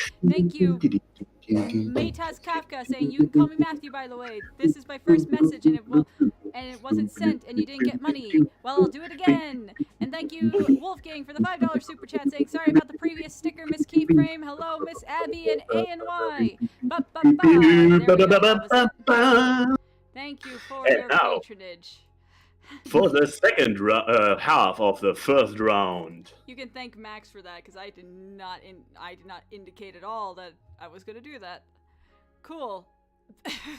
But yes. Ooh, this is an interesting one. I'd like to hear everybody's take on this. I like to title this one "Bold but Brash." It's more like belongs in the trash. So, Cars 2 versus Chicken Little. So this is the first. Oh wait, this is the first one where this is actually Zootopia was also a Disney. The line is blurred. They were pretty even. They were pretty well shuffled, honestly. But this is our first. This is our second Disney movie because Chicken Little was okay. Yeah, so I was able to space these out a lot. But okay. Yes, Cars 2 versus whose goes first this time? I guess I can or whose turn Lauren. is it? No, it's Lauren's. Okay. turn I think it's first. me. It's me. Okay. Yeah. All right. Aha. So Chicken nuggets or some nice car panini. Okay, so straight up did not like Cars 2, as if that was any question. But it's also because it was purely useless as a sequel. Cars 3, on the other hand, was the real sequel we should have gotten as the 2. But you know what? We got this anyway because Mater's Tall Tales was successful and they decided to turn it into a feature-length film, I guess. Anyway. They could have called the movie Mater and it would have been it would have made more sense. You at least would have gotten it instead of Cars 2. Cars 2 sounds like you're gonna get that we just erase the bracket Fano style. No, but yes, so you got Cars. So you didn't like Cars 2, but then there's Chicken Little, Zach Braff movie. Yes, so I will say this. Yeah, controversial pick time. I'm actually gonna have to go with Chicken Little over Cars 2, and that's because as much as I hate every single one of these characters in Chicken Little, especially Buck Cluck. Fuck Buck Cluck. Is this the dad? Yeah, that's the dad. Yes. He is the worst parent I've ever seen in any animated format. And I don't know, it's just like, okay, I can't even say in any anime, but in many different films, he is one of the worst. This guy, okay, I mean, I'm not even going to go on my Buck Cluck again. I am spent from Brave. So anyway, but in the world, okay, the characters are either whiny or mean. Then you also have the world just being incredibly cruel and ugly. But it's an ugly movie. Yeah, and because it was Disney going, I can do this without Pixar's help. Just watch me. I can make things talk that are not supposed to talk. Look at me go. Back. Yeah, but I will give it this. It at least has some moments that made me laugh, like actually genuinely laugh. And I still look back on some of those moments and I go, you know what? Hey, that's still stuck with me.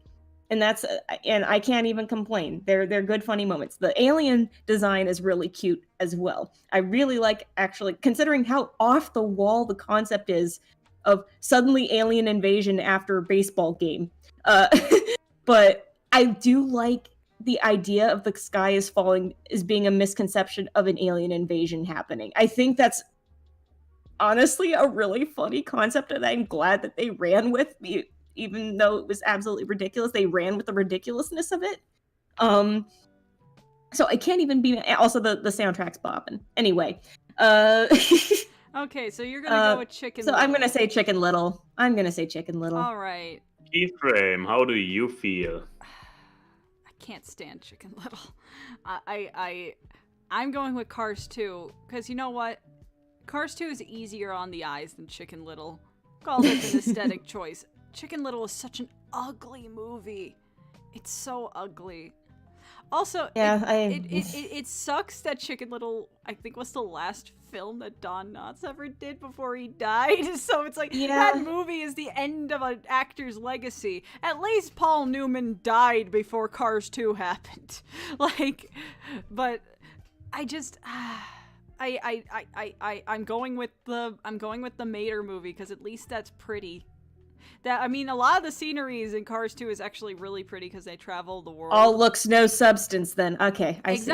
Just like a fancy car. Because when you actually look at the specs of fancy cars, they're not that good. So, I'm going to go with Cars 2. Max, pick your piece of garbage. Oh no. Now I have to ask, are any of these two ones of the films you haven't seen? Would be telling, but besides that, no.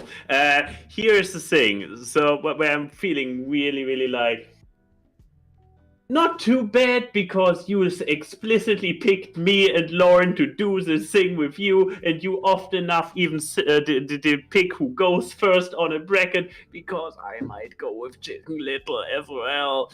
It might be, and this I want to give a complete disclaimer, because we are all agreeing that they're both garbage. We do not like these movies. It's basically like before with where I got to again pick through the trash. You guys left me with Brave and what was it up Good against? Dinosaur. Good Dinosaur. Mm-hmm. Where I had to again, whatever I pick, I can confidently assume that it will die next round. Yes. Because here's the thing, and I will be completely honest, that's why I make this decision easier on myself. Nostalgia. Chicken Little, I'm not sure when it came out, but I have the feeling I was a lot younger.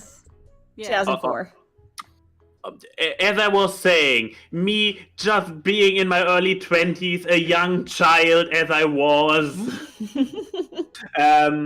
No, I don't know, this entire, maybe it's because I don't like this trash car character. I forgot his name Mater? again. Yes, he works so much better as a supportive character, but making he him doesn't talk a lot in the first movie, which people don't realize, I guess. But making him not just talk more, but making him the focal point and building this entire story of this misunderstanding. He is super spy. Ha ha ha ha ha. It didn't click with me. I like spy movies, but in this, and I also like those kind of subversions of it. But in Cars 2, it just didn't work for me. And the what was it? The mafiosi ate lemons? Lemons. They were the lemon cars, and the whole lemon plot, cars. The whole plot was that they had fuel, and they were planning to blow up cars because of the fuel that they were sponsoring. Which, you know what? I will give that implies car murder, by the way. Murder. If this was actually like a balls to the walls movie, that's not a bad concept for a conflict with cars. But the first Cars movie was so down to earth that this feels so wrong. Like, I'm going to talk about the points I like about the first Cars movie, because I do like the first Cars movie. That Cars 2 is so genuinely like, what? This feels like a kid. You know those scene in the beginning of Toy Story 3 where it's like the actual imagined spot of Andy playing with the toys? Yes. That's just what I feel like someone's doing with their Hot Wheels in Cars 2, but we never got to zoom out. This is Starlight Express. That's what this movie... Cars 2 is Starlight Express. But without the establishing thing of the boy dreaming about the trains. Oh my god, you're right. It is. But yeah, Oh. enough of the bonking Yes, train. you know what? I'm fine. Like, You know what? yes. I'm changing my mind. I'm going with Chicken Little 2. Fuck Cars 2. There you go. Because all the flaws in Chicken Little, when I didn't see it when I saw it for the first time, they didn't click with me as bad as they probably should. So Chicken Little still left me with like a few nice impressions, like, hey, the fish out of water is a fish out of water. Fish out of water's the best character in that movie, though. He is. Also, fun fact, he doesn't talk. Again. Why is Not it tiny? talking. Sometimes not talking often helps. But I mean, isn't Opening that why up- Olaf is one of the best side characters? Because he's actually really quiet and down to earth. Well, he doesn't in the first interject movie. himself every 2 seconds, and he's actually an enjoyable character because they pace him out And then as Frozen such. too has. So Anyways, so I turned Chicken Little into the little zit upon this bracket Yes, list that it is. fair, so, fair. But now we're going to the bracket that I call the second installments, because Bolt was the second CG Disney movie, and A Bug's Life was Pixar's second movie between Toy Story 1 and 2. It's actually not an easy one. I think I go first this time, right? It could be. I love both movies. I really love Mhm. Bolt. John Travolta as a crazy dog is so perfect. But I'm gonna have to go with Bug's Life. Bug's Life is. If people didn't know, Bug's Life is actually one of my favorite Pixar movies, which is a very rare thing, apparently. But to me, Bug's Life is so fucking quotable. It's It's a rock. It must be an ant thing. by writing standards, I think it has some of the best dialogue, and I mean, the circus bugs are fucking hilarious. It's not the strongest one, but it is one of my favorites. Also, Kevin Spacey, why did you have to become a garbage human being? Because you are such a good villain as Hopper. I Mm-hmm. mean, well, wouldn't that make more sense You know what, that makes if he's sense. a real life villain? Yeah. yes, that's the thing. He why did he play so perfectly all those super creepy characters? Because that was him. That fucking video he made in character as his House of Cards character is one of the most I actually creepiest saw it. things of all time. Because it's like, Jesus Christ, this is real. But I'm going to have to go with Bug's Life. Both movies are great. But I also think if we go by concentration of characters, I think there's more interesting characters in Bug's Life than Bolt. Bolt has the cat, which is great, and Bolt himself. And the little girl that owns Bolt is pretty nice. But besides that, I mean, the hamster is really, I could take it or leave it. The whole, like, shitty agent guy who gets another Bolt for the show. Like, there's a lot of forgettable characters compared to Bug's Life, which is jam-packed with memorable. Everyone gets a scene in Bug's Life. So that's my justification. But I would not be upset if Bolt wins, because cute dog. So who is defending Bolt, Abby? You or me? You go first. Okay. Which that's means for- you're undecided, that's a better for tiebreaker. voting. Yeah, Yes. I'm actually trying to loot it to find out how we can keep it interesting. Okay, I actually would go for Bolt. Both movies I have seen many times, which I cannot say about every movie on this list, even including the ones that I actually watched at some point, whichever that might be. However, Bolt is, for me, stood out more. Maybe it's just the dirty ass furry who just automatically connects more with a furry character instead of a scaly character, a bug. It's like, I mean, here comes a true pants down moment, and I say this just wearing a bathrobe. Back in the day when those movies were out, I liked ants a bit more than Bug's Life. Gross. I know. Fucking. By Bolt was something that I discovered after it was already out for a while. It was like an internet movie for me because I missed it in cinema, and I have watched. I believe it's a movie that I rewatch every year whenever I'm like, oh god, I haven't seen Bolt in a while. And here's the thing: we talked about fucking tears earlier. And I was about to cancel my subscription to the Thriller when he was like, "Whoa, this ending in bold, so contrived." I get pee in my eyes. I get the liquid pride when Bold is barking into this pipe. And he keeps barking. He falls apart. He's barely conscious, and he keeps barking to save his human. And then through the blurry vision, you see the light come in, and the people storming. They'd be like, I hear something. That makes me cry. That makes me cry. Yeah, same here. And I like the cat character, especially when you learn her backstory. And as far as annoying side characters go, even the hamster, as you said, it's a take it or leave it. But how many annoying side characters do you know where it's not take it or leave it, but where it is like, oh. So, which is why my vote goes to Bold, not for dislike for Bugs Life, because as you might have noticed, I didn't say a single negative thing about Bugs Life. It's actually a really strong movie to follow up Toy Story. It is. And also, again, Kevin Spacey as Hopper. I could not appreciate him enough when I was a child, but going back, Jesus, was he a villain? That fucking scene. Can we appreciate, before we go to Lauren, who's probably going to defend Bolt, can we appreciate the fucking bar scene with the grasshoppers and hit his whole reason? Did this hurt? Did this hurt? No. How about did this hurt? Not a little bit. Well, how about this? And then just his dead face. The speech after that, too, as he's standing on top of the pile of seeds that have definitely 100% killed his own men. Yep. Yeah. We don't want them to realize there's 1,000 of them and not of us. Like, also, his death is kind of about food. terrifying. It's about keeping those ants in line. That's why we're going back. Does anybody else want to stay? Too. The bird in general, like a tiny bird has never appeared so horrifically threatening as in Bugs Life. This is one of those. And then it looks absolutely hilarious in the.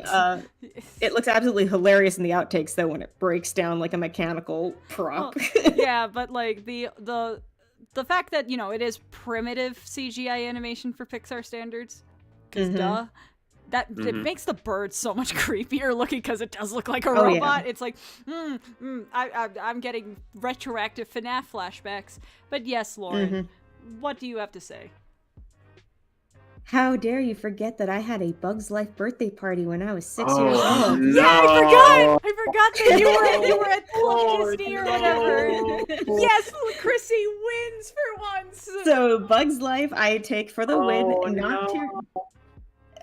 It was, and yes, I say it is one of my favorite one of my favorite Pixar movies as well. Yes, the ensemble is fantastic. Like, I think it's one of the best cast Pixar movies because of the people they cast to be each role. The circus bugs are all fantastic. Bug is my favorite. Yes, and it's funny because that was actually the first time that I heard Dennis Leary's voice in anything. Just didn't realize it was Dennis Leary until after Ice Age happened. I told the kids I would teach them canasta. It's one of the smartest written movies as well because the dialogue is very smart. And again, Hopper is one of the best written villains to be intimidating, and he's also just so controlling and manipulative, and he's bad 100%. But there's also the fact that you just like you kind of respect how bad he is. Again, like you love a villain for how bad they are, and that they're unequivocal. They're just unafraid of being bad. They have no remorse over it. So it's like Hopper predator. He is, and damn it, grasshoppers are one of the things I fear in this world. And it's funny, I love snakes, I love tarantulas and all that stuff, but I cannot stand grasshoppers. Gee, I wonder why. Send the pestilence and plague into your house. To your house and to your bed. But oh god, see, if we put Prince of Egypt on here, I think it would have won. So it would have just swept. Be but anyway, kind that I only put Shrek. But yes, so now we're going to Bugs Life, difficult take one. for the win. Yeah. So, I'm sorry, cute dog movie. But don't worry, Zootopia's ahead. Zootopia will take the furry pride. So this one's gonna be hard. Toy Story 3 versus Coco. Max, this would be you. Oh my. So the penultimate Toy Story movie, or the return to form with Pixar, because before Coco it was a lot of sequels. That is a tough one. I mean, first I went in there and was like, Toy Story, every part is better than the previous one. So so basically, to defend the honor of Toy Story 2, I also have to I would have to go with Toy Story 3. But on the other hand, we have Coco, which was as you said, it brought back the original IPs to Pixar. It did very impressive stuff with the Day of the Dead, Land of the Dead, and consequently the land, exactly. Ironically enough, I guess I have to go with Coco because there are some weaknesses in Toy Story 3. Which is like, while I would agree that the story became more complex, more drastic, the stakes higher, the imagery that they created in Toy Story 3 was on certain levels higher than Toy Story 2. I mean, I also discovered it. I also watched it after the fact because I missed it in cinema, and I believe I only seen it once. So this is kind of slowing me down here in defense of Toy Story 3. Dark 92 Enigma's really pushing, saying, calling it now, Coco wins the entire bracket. Like, saying wins this bracket. Oh, I think he's talking about this one. I was about to say, if you're gonna think Coco's gonna win the entire tournament, you are No, it's this bracket. This specific bracket. Okay, but but I dare to say it might win the next two battles it's in. Because in this one I vote for Coco. It benefits from being a unique IP, which automatically makes it stronger, because Toy Story 3 is like, it's playing a little bit with the net down. It did manage to build on top of the previous two parts, but at the end of the day, it's just more Toy Story, something that gets broken with another sequel at a certain point. However, Coco, very strong standalone. It creates its own world in one go. It goes all the way there. It creates, it borrows.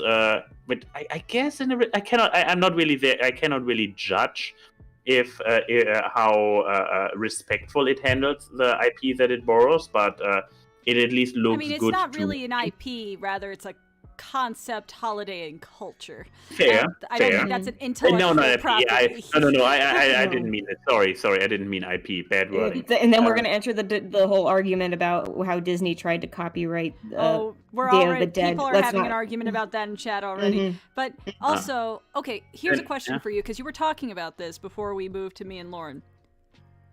De La Cruz. I know you have opinions on De La Cruz. The villain. Yeah, Happy Dia de los Muertos, everyone except Ernesto de la Cruz.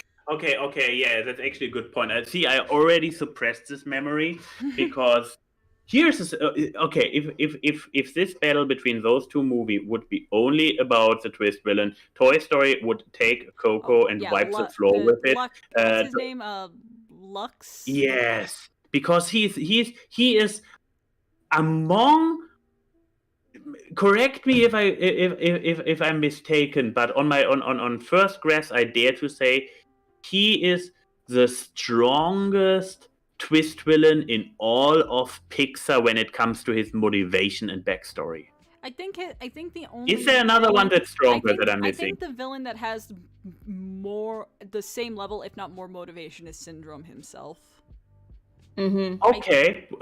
I mean, obviously it's better because it's best movie of Pixar after all you're referencing there. But I think like both of them have really good motivations, and in the context of Toy Story, he is such a good foil for Woody's ethics that I think it's Mm. like he is what it does a great thing of being a foil to Woody without being just a rehash of Stinky Pete, which is also just a foil of Woody's ethics. But but yeah, I agree. The twist in Toy Story 3 is better than Coco. I dare to say why we have potentially the best Pixar twist villain in Toy Story 3. We have probably the worst in Coco, simply for the fact that unlike most twist villain, Coco, the core of this story, would have been 100% untouched, undisturbed without him being a twist villain. Now, you come to this point because we are still building. The entire story is running on the spoilers, I guess. Running on the misunderstanding that the singer dude is his dad, and the dude was such a player that he was like, oh yeah, you might be my son. Hey, look, everybody, I have a son, and it could even be explained that the other dude died, and he just took his music and ran with it. There was no need. The story and the conflict would have worked without having an actual villain to literally fight at the end of the third act. I think De La Cruz has merits, but I do think that comparatively to the concept of eternal forgetting and being just gone because everyone forgot you, literally becoming the sands of time, is a more terrifying concept than a corporeal villain. But I do think Lotso is better than De La Cruz, though I don't have as nearly as strong of an opinion on De La Cruz as you do. But I think I'm gonna go with Coco too. Toy Story 3 is a great movie, but Coco hits really close to home. Yeah. So I have to say mine goes with a lot. My decision comes with like fucking sugar bowl full of bias, because if you know me, that movie hits a place it shouldn't hit. Question to both of you.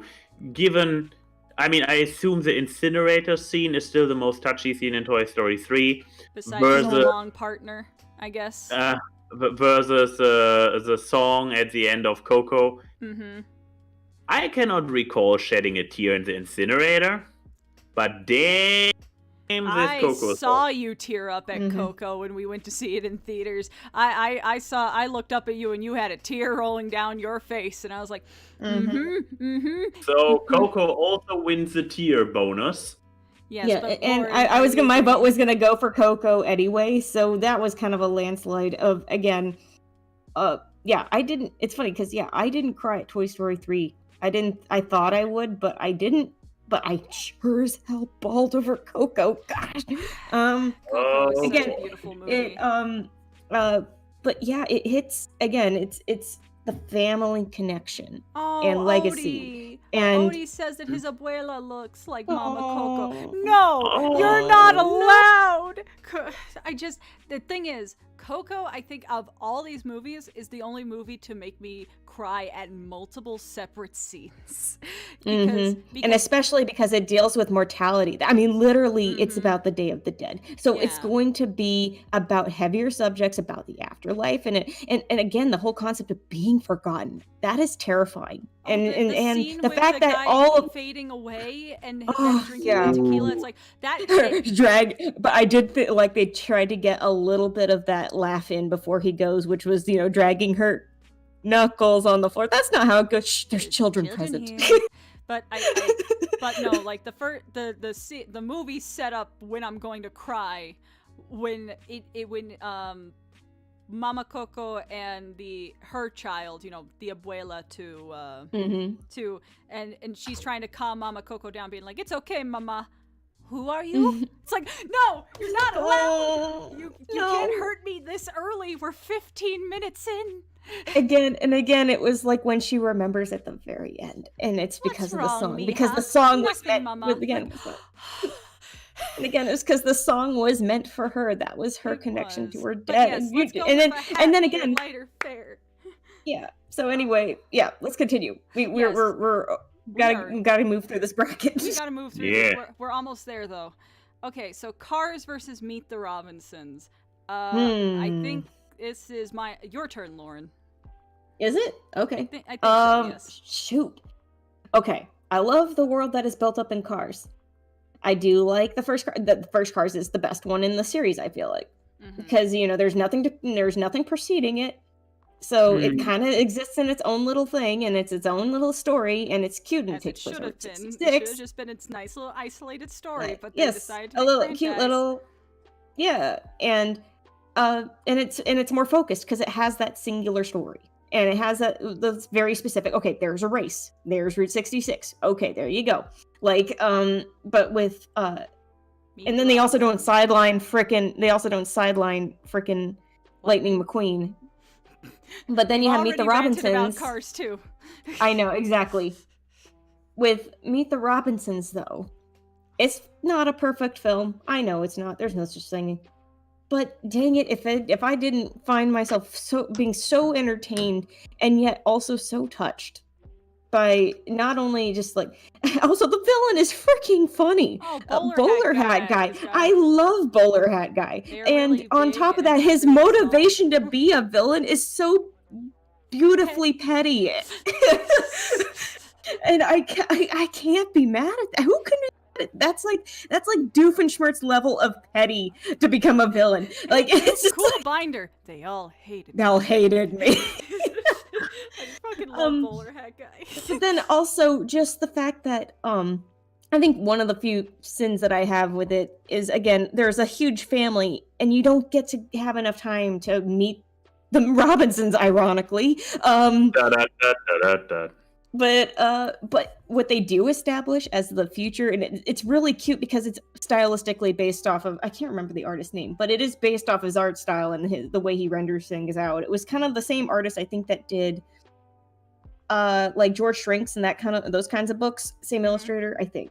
But so you could tell that stylistically it was meant to look like that. But so are you arguing? But the message too Robinsons? is the yes, I'm voting for Meet the Robinsons, and also the message of keep moving forward. Again, when that's rooted even in Walt Disney's legacy of how he wanted to keep moving forward, that tomorrow will always bring progress and better things, and you can always grow. I mean, meanwhile, then you have the contrast of Goob, of I'm sorry, plot twist, spoiler alert, Goob is Bowler Hat Guy, but it's been a long enough time. You guys should have seen Meet the Robinsons by now. Anyway, but the Bowler Hat Guy's motivation and his refusal to change, it is what makes him, what turns him into a villain. And it's literally. then you have the whole message is to keep moving forward and progress and move past. I think I like that there's that contrast between the characters. So also has one of the funniest exchanges and that leads up to the funniest joke, which is what does he look like? Tom Selleck, and then he's voiced by Tom Selleck as an adult. That will always be the funniest thing in that movie. I don't care about I have a big head and little arms. That to me, and it's so funny though. Funny. I do quote I have a big head and little arms because I can't relate. I quote the frog one more, being like, I don't think this was thought through, Master. well, yeah, but it's also the T-Rex does the same thing in his little Rory voice though, which is really cute because he's I just think this wasn't well thought out, and then Master. Okay, so you're voting for Meet the Robinsons. Yes. I don't want to be the mediator again, even though I feel like we're all actually in agreement here. Are we? Maybe. I like Cars. I really do like the first Cars movie. I think it's a very cozy movie, which is something I can't say for the other two. This one is the fact that John Lasseter came up with the idea while he was on a road trip with his family on Route 66. It's very apparent, and it feels very nice and cozy. And I think it says something, given the fact I really like Cars Land and California Adventure, that the Radiator Springs setting and town is actually really nice. Yes. Oh no, I love it. So I think like I like a lot of aspects about Cars 1. Also, I like Owen Wilson. Though to me, the best character in Cars is the two best characters is that fucking army truck and the hippie van that's done by George Carlin, and I can't remember who does the army truck, but George Carlin as that hippie van is fucking funny, especially when you know who every George third Carlin blink is slower. The 60s weren't kind to you, weren't they? I would watch a whole fucking show that were just those two. But no, Meet the Robinsons is to me just a more touching movie. And I like the look of it. I like the sound of it. I like that they actually point out the it's not an epidemic, the endemic of how orphans, once they reach past a certain age, are harder to get adopted. Which is like, I didn't think about that before this movie. I was today's years old. And I just think it's put together. It's flawed. But it kind of works with the whole thesis of the movie that you learn from mistakes.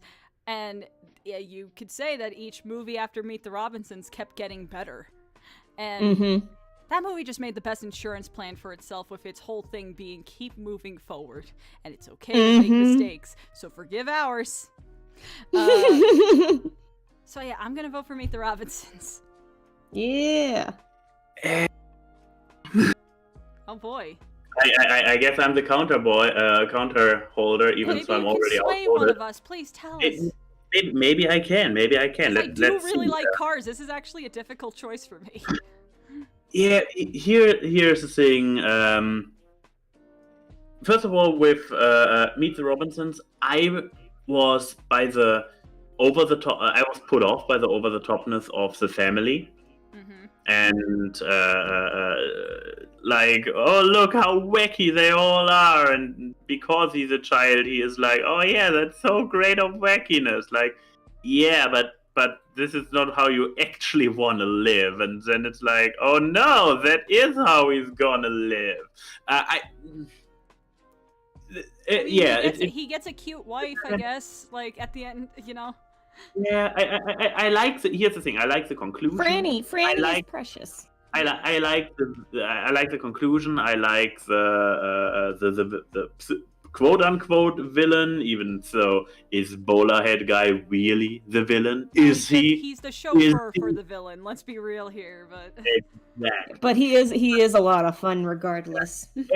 As much as I am okay with suspension of disbelief, heavy stories. I mean, come on, its component is Cars. I don't know. This family, you have those kind of more grounded characters in the protagonist kid and his kidnapper. Spoilers! It's his own son. Yeah, but besides that, it doesn't click with me. I was probably overwhelmed by the wacky shenanigans. However, with Cars, I mean, first of all we have once again Pixar at its best of taking something that is not supposed to be alive and make it alive and make it the sentient protagonist species. All the horror series. What happened to the humans in this universe? Let's not go there. That whole scene where Lightning McQueen walks in on Doc taking care of the police car, and you see it's undercarriage. It's like, I don't know how I feel about this right now. You like what you see, city boy? I think what's even funnier though is the concept that the cars aren't the only thing that are like the living things, and cars as people are not the only things that the cars are a form of. There's even like little bugs, literally Volkswagen Beetles that fly around, which is so funny. They're tiny little like Hot Wheels cars. They do utilize the concept of them being cars pretty well. I mean, the gag of the two minivans who got into town, and Lightning's trying to explain that he's been kidnapped and held hostage, and then they just lock their car doors. Yeah, they lock their doors. I'm in hillbilly hell. That I quoted a lot. But yeah, I mean, Cars is a very cute movie. I do like it. And yeah, besides just being Pixar doing what Pixar is awesome at, didn't we just talk about Coco, where they totally not do a very Pixar thing? Anyways, it's especially in this confrontation between Meet the Robinsons and Cars, where you have this super wild shenanigans, time travel, every character is as wacky as possible. And on the other hand, you have this super surreal world, but it's such a basic story, but in the best way possible. How you have this headstrong character who then ends up in book shit nowhere. How is the phrase? Bumfuck nowhere. Yeah, bumfuck ends up in bumfuck nowhere, and it's just sort of like all he wants is to go and get and beat the king, and instead he is stuck with those characters, but then he gets to know them and falls in love. That's the kind of I don't know. It clicked better with me. Yeah, I mean, it's simple and effective. I understand. Did I sway either of you? No. Like, I actually. Lauren, he brings up good points. No, I know he brings up good points. I'm still standing by Meet the Robinsons. I know, though. but now I'm. My centrist part of me is being pulled. Now you have a simpler story, but you also have a stronger moral and actually a pretty fun sense of world building and group dynamic in Meet the Robinsons, even if it's not as developed as Cars. It does leave you going, hey, I kind of wish I want to see more of these guys. Cars, you do get to see kind of sort of more of them in the later films, but still not enough. But yeah, I guess Meet the Robinsons leaves me going like, man, if they ever do continue it, I'd like to, or even do like shorts. I'd like to see more of this family because I want to see more of them developed. Lauren. Oh no! How dare you? I'm sorry. I've been seduced by the devil. Like, it's... I've seen the devil and he is German. But he brings up good points. Like, I was talking about how I preferred Bug's Life over Bolt because of how interesting the characters are. Meet the Robinsons kind of does the opposite, where they have a lot of characters, but they're so... one note. Like Hat Guy. Bowler Hat Guy is great, but Bowler Hat Guy a full movie does not make. Like, but so I have to agree with Max. I'm sorry. Fine, I'll allow one upset so far. One. Okay. Also, someone did Just bring up that upset, but only once. It's just Doc Hollywood, but Pixar, and I'm down with that. I'm down with that. Like, you know what? That was one hell of a great Michael J. Fox movie. Yeah, you know what? Cool. And Owen Wilson is just who you get when you can't get Michael J. Fox or David Spade. So, but okay, here's one. This is also the recycling bin. Not that I don't like Frozen. I couldn't put two together that I was like, this makes sense. Cars 3 and Frozen. I'm gonna go first. Okay. I am gonna say Cars 3. Please make your case. Hot take. I am intrigued. I want to hear that. My opinion on Frozen has kind of dwindled over the years. I still think it's a good movie. And no, this is not because of the oversaturation of marketing. I just think that looking back on things, they're stronger films than Frozen. Cars 3, I think, tackles... Cars 3 is basically if they made Paul Newman's character the main character of the first Cars movie. Yeah. And I really like that angle that they took with Lightning McQueen getting too old and having to pass the torch and accept it. Like, I would say there were actually parts that gripped me. Not made me, but, like, gripped me. Like, especially him at the old training grounds of Doc, trying to beat the speed record, trying to go as fast as he can, and he simply can't. Like, that is not something you usually see in a kid's movie. You usually see that somehow at the end he can pull past it and really get it, but no, he actually knows his limits by the end of it. And there is a story trope that I like of learning to accept the next generation overtaking. And instead of fighting it, you accept it and try to help it. And I think that's a great message, and I think Cars 3 does it really well. It's not a perfect movie. They also do a lot less Mater. I think he only has 2 lines, and I'm very happy about that. But They learned. But I feel like the relationship between Lightning and his protege is actually really nice. I kind of didn't like her when she was his physical therapist. Like, that was kind of like, okay, please. That part was a little bit of a slog, but when they were actually racing together, doing the mud fight kind of thing, I really started liking them, and then I got that cozy feeling that was invoked with Cars.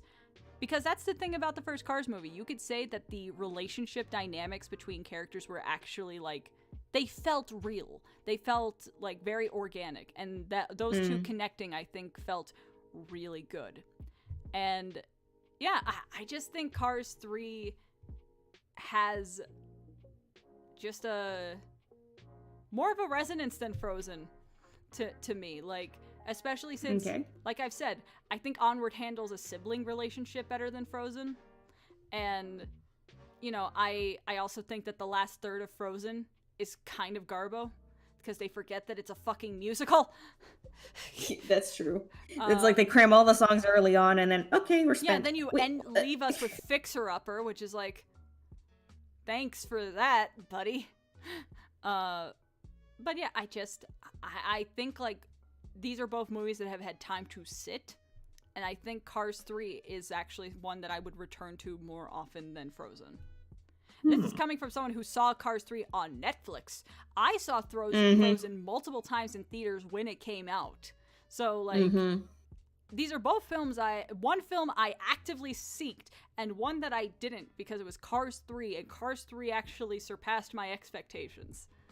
So, I mean, after Cars 2, the bar was low, but yeah. Well, I mean, so like, literally just don't be Cars 2. I actually was like, what are they going to do? Because remember, the teasers for Cars 3 they did was Lightning having that fucking very, very gruesome accident. Gruesome crash. Yeah. Yes. But yeah, so Cars 3 is mine. Who wants to fight me or go or agree with me? I guess I could weakly. Lauren, what about you? Do you want to fend for Frozen? You know, I'm gonna have to say Cars 3 too. Oh, then I guess I have to go first. or I have to sway again, or I have to try to sway somebody again. Well, try to sway, Max. Try to be the devil. Oh, okay. So Lauren goes first, or? Oh, well, yeah. Or do I do want to say, yeah, as much as I love the songs in Frozen and everything, I do admittedly have to agree that the sibling dynamics they could have been handled better. I mean, I do appreciate Anna trying her best, but also running away from her responsibility is also a big no-no. I know she freaked out and she ran, but then she's thinking, oh, I could just sit out here. I'm like, no, you can't. You literally are the queen. So froze all that shit. You need to come down and fix it. Come back here right now, little missy. Deep snow. Like that. Okay, it's like, but yeah, I do have to admit the overall message and plot line of Cars 3 is far more impactful and far more resonating, because yes, I know it's the aging athlete storyline, passing the torch, I get it, but it's like at the same time it still rings true as something like akin to Soul, where it has a deeper message to it that goes beyond, oh, it's an athlete story. No, it's not that. It's the message that it brings with that transcends the fact that it's about car racing. Yeah. It's and this is coming from somebody who really doesn't like sports movies. I mean, never can get into one. I don't. So, I especially don't give a shit about car racing. movies are probably the only time I'll get into a sport movie kind of thing. It's more focused on the person than the sport, because racing cars is not a sport. You're just doing 4 left turns really fast. Like I will tell you, Ford versus Ferrari, I didn't think I'd get as hooked onto a car movie as I did that one, but I was on the edge of my seat the whole time, which was, I mean, I didn't even expect it. So anyway, so anyway, I basically second your point of going second Car 3. So, Max, Frozen. Oof. I'm not sure if I have enough fire to sway somebody, but I will try my best. I do my best, because the thing is that Cars 3, especially after Cars 2, was such a step upwards. I'm not sure if I would put it above Cars 1, but this is thanks to I you. wouldn't put it above Cars 1 either, but above No. Cars 2 for sure. Absolutely. Oh, okay, but this is Well, that's not an a easy debate. The choice. question is it above Frozen? And I'm afraid that your looking back perspective was probably too thought through to sway you. Yeah. Still, okay, but yeah, this also goes against what I said about Cars 1 just a moment ago. That the story is like the simpleness of the story of Cars 3 loses out against, because here's the thing where the simpleness of Cars 1 went better against the Robinsons, because the Robinsons was just this all over the placeness. Like with the characters and the shit, time travel and whatnot. With Frozen, the story is still, it has a bigger epic to it. And I dig a good epic, and there, the coziness of the car franchise, because there were only 2 movies that were, for some reason, not sequentially numbered. And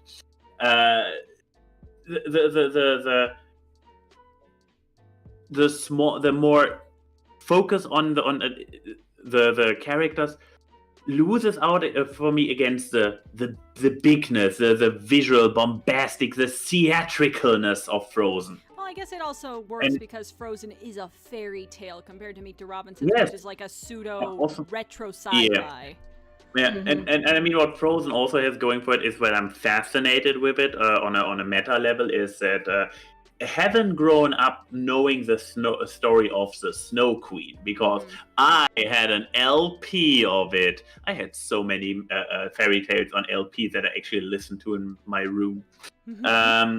And so I knew the original story, and spoilers, in the original story, the Snow Queen is an actual villain. She is not just an antagonist who accidentally, out of panic, freezes the thing. No, she is an actual villain. She's also a very passive villain, weirdly enough. She is just like doing her thing, but then it's not really vengeful or anything when her plans get disturbed. And it's also more about the shenanigans of, I'm not even sure if the character's called Anna, but so you have this girl character who goes through very wacky and all over the place story adventures, which would probably not win me over. But in Frozen, you have like Anna's story is more forward, like how she tries to go up there, then she teams up with Kristoff. Yeah, right. I think you're trying to mix Kristoff and Hans's names together, which, by the way... Also, Hans, while, let's be honest, from a cinematographic point of view, they cheated. They fucking cheated, because Hans acted kind and quirky and dorky when nobody saw him, and this was fucking cheating, Disney. But it was incredibly effective cheating, and the way how they took this love on first sight trope and completely flipped it upside down. You will not hear me do any positive defense on the sibling dynamic, because for most of the movie I don't even remember that they're supposed to be siblings, because it's like people ship them so much. Just like yes, this is definitely mutually exclusive with them being siblings. But welcome to the internet. No, but the point being that this kind of like not diversion is distortion. They did it. They did the unexpected. They subverted. Subversion. Thank you. I was so set on starting the word with a D. The subversion of this entire. Really? I haven't even finished my monologue. We're also nearly 2.5 hours in. So you could keep monologuing, but I'm going a little bit faster because I know it's Saturday, but I don't want to keep you up. Either of you, I guess we can shorten it. Yeah, I would still pick Frozen over Cars 3, but I'm not feeling bad about this development. Yeah. Okay. But no, one quick little point to address a comment in the chat. Yes. Saying that Elsa and Anna's parents are the worst Disney parents ever. No, They were parents that had no idea how to handle a child with special powers, okay? They were trying their best. They didn't do it well, but they weren't mean about it. And their death was not their choice. Their death was to go and find a way to help control Elsa's powers. But so you know what? Fuck the spirits in Frozen 2, because it's like, thank you for giving this child uncontrollable powers without giving a fucking how-to manual. Oh yeah, we need the user's manual for that. You were gonna say something, Max. Lauren, so you are saying that Frozen is a heartfelt story about parents having a special child and being overwhelmed by it to the point where they sacrifice themselves, and you picked Cars 3 over it? You monster. That's a tiny point of a bigger story. I am not going to let I'm like the one tiny point in the story, which I know it motivates the other points going forward. But you can tell we are not talking enough, Lauren. You are taking my ruffling your feathers far too serious. No, I am simply correcting, because this is all so based off of me just responding to a question or comment in there that was incorrect. So dichotomies of man that I have to deal with on a daily basis. I am still standing by the point that Cars 3 is the overall stronger film. Lauren, I am just saying that you are the college graduate and Max is the fucking asshole kid in the background who brought his skateboard to the fucking lecture hall. Okay. What do you call this bracket? I call this bracket the red bracket. You mean unlike the Robinsons and Car 1? Yeah, but this is the bracket where I realized I did not have 32 films, so I needed to add Wreck-It Ralph in. And even so, I already have a choice on this one. All right, Lauren, why don't you tell us? You go. Wreck-It you Ralph. guys can go, and I will be the middle. Yeah, okay. Wreck-It Ralph. Why Wreck-It Ralph? Wait, what? Okay, we're actually going against each other. I expected us to be on the same page. Anyways, please. Yeah, no. Okay, first of all, again, I still see in the party of seeing how Toy Story 3 ended everything just right. And you could have your shorts after that and the specials, that's fine. Then they go and throw everything out the door for Toy Story 4, saying like, "Oh, we're gonna be friends forever." Nope, just gonna have them move on after that. I get the story is, yes, you're when you are trying to find another purpose in your life or trying to do something else with your life, you realize you can do something else, do something that you can grow. But with Wreck-It Ralph, stop it. Okay. Don't. I'll let you speak. But on the point of Wreck-It Ralph, I want to say that I like that they have Ralph as, when they, because he's an anti-hero, really. He's not even an anti-hero. He's a good guy in a bad guy position. And everybody has this stigma thinking because he's in the bad guy position that he is a bad guy. And I love the point that just because you're a bad guy doesn't mean you're a bad guy. I don't know. I know it sounds like a very simple concept going like, no shit, but I like how they handled it because of the way it is in the realm of video games. And almost like to root it into what later became Undertale is everybody's perception of monsters in video games. When Undertale came around, you suddenly were given the choice. Do you see these monsters as monsters or do you see them as friends? Do you see them as civilians? Do you see them as, people to make friends with? That is up to you as the player. Do you think Undertale is canon in the Wreck-It Ralph verse? Do you think do you think Wreck-It Ralph can meet Sans Undertale?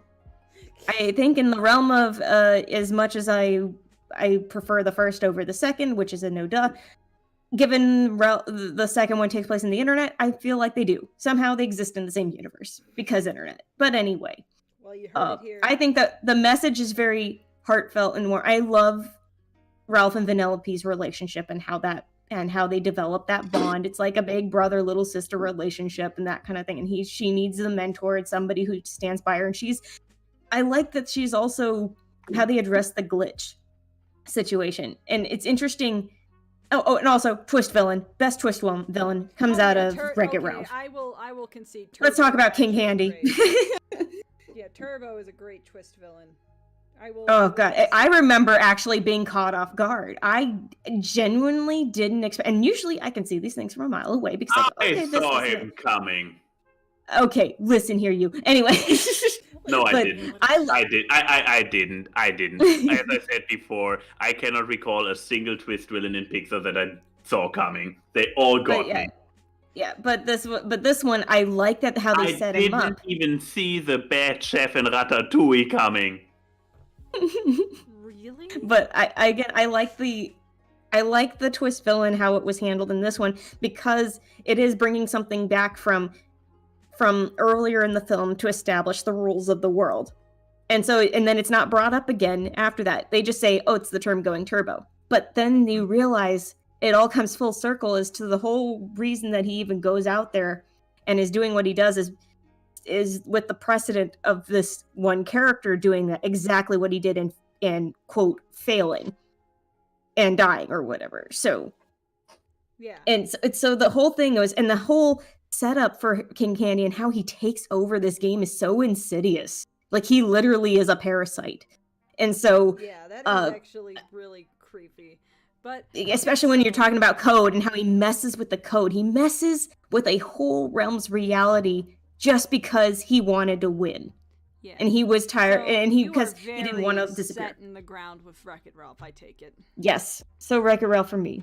All right. Well, Max, do you want to tell her how she's wrong, or should I? Because I'm with you with Toy Story 4. I mean, here's the thing. She is not wrong. All the good things she said about Wreck-It Ralph are true. But Toy Story 4 is just better. Yeah. The thing is, what I described before, like with the entire Toy Story series, you have the first one, proof of concept. You have the second one, improve the context. You have the third one where they took what came before and built an even bigger story, a bigger scenario, a bigger stakes on top of it. However, it also, even so, I would say it is bigger, better, whatnot. What? I wasn't doing anything. I was listening. And even so, Toy Story 3 had this thing where it also felt like just another Toy Story, just more of the same story. And with Toy Story 4, it came along and it completely broke the mold. It created, like, instead of this retreading, because I'm with what Mr. Joe Moore earlier wrote in the chat, like, yeah, Toy Story 4 doesn't have any reason to exist. And until I saw this movie, I was 100% with you. I was as cringy as the end of Toy Story 3 was. It was so wrapping everything up with a bow tie on top of it and being like, okay, the cycle continues, but in the best way possible. The toys are with a new kid that loves them. Everything is great. And then we get this other perspective, this perspective of all the unwanted toys, of the dark side, where we leave the confinement of a loving child behind and we go to, I'm not even sure what they called it, wild toys or rogue toys, or they probably used some term at some point. Here's the thing, I only have seen Toy Story 4 once, and I have seen Wreck-It Ralph multiple times because I really like Wreck-It Ralph, but Toy Story 4 left me, despite only having it seen once, with such a whoa feeling, because it broke the mold in such a way. And I mean, it's not beyond criticism. What they did to Buzz Lightyear in Toy Story 4 was despicable. They did not only shove him to the sidelines, they hit him with a stupid stick. I'm not sure if this is canonically explained. They didn't just hit him with the stupid stick. They removed his batteries. That's what they did. Yeah, I'm not sure if this is supposed to be canon from the third movie, where they really mess with his brain and that he has now brain damage or something. I don't know. And I was pretty creeped out by this grossest of all toys, which is literally a used fork stuck What's wrong with other- Sporky? with Okay, no. no, not the concept of what it is. It's literal trash. It's a used fork with a chewing gum stuck together with more trash as feet. Yeah, it's something a 5-year-old would make. Exactly, and it's gross as fuck. Yeah, but he's owned It's- by a 5-year-old. Gross as fuck, but I still, despite the existentialism that they bring with this abomination of nature, is fascinating, and fucking badass Bo. I mean, Oh damn. yeah, Bo is great in this movie, but like, I'm with Max on a lot of the points. I mean, I like Forky. I don't get your problem with Forky, but you don't like a lot of things. Abomination of nature. This is the reason why Woody is not allowed to play. No, wait, the child made it. This is the reason why a 5-year-old should not be allowed to play God. You also think 5-year-olds shouldn't be allowed to have power rings either, but as we learned in Kid Cosmic. No. And by the way, yes, it is Forky. People are referring to him as Sporky. Yes, he's a spork, but his name is Forky because the kid doesn't know it's a fork. Or it's a spork. She calls him a fork. The meta reason is because they couldn't get the license because spork is a trademark word. Well, it also makes sense that a kid would also not know to call it a spork. It makes sense, but in original concept art, his name was Spork. But no, I'm with Max. I think Toy Story 4 is actually such a good conclusion, and I know a lot of people in the chat are like, Bonnie broke her promise. Bonnie broke her promise. Bonnie's 5. I don't know if you kept all your promises when you were 5 years old, but like, it makes sense.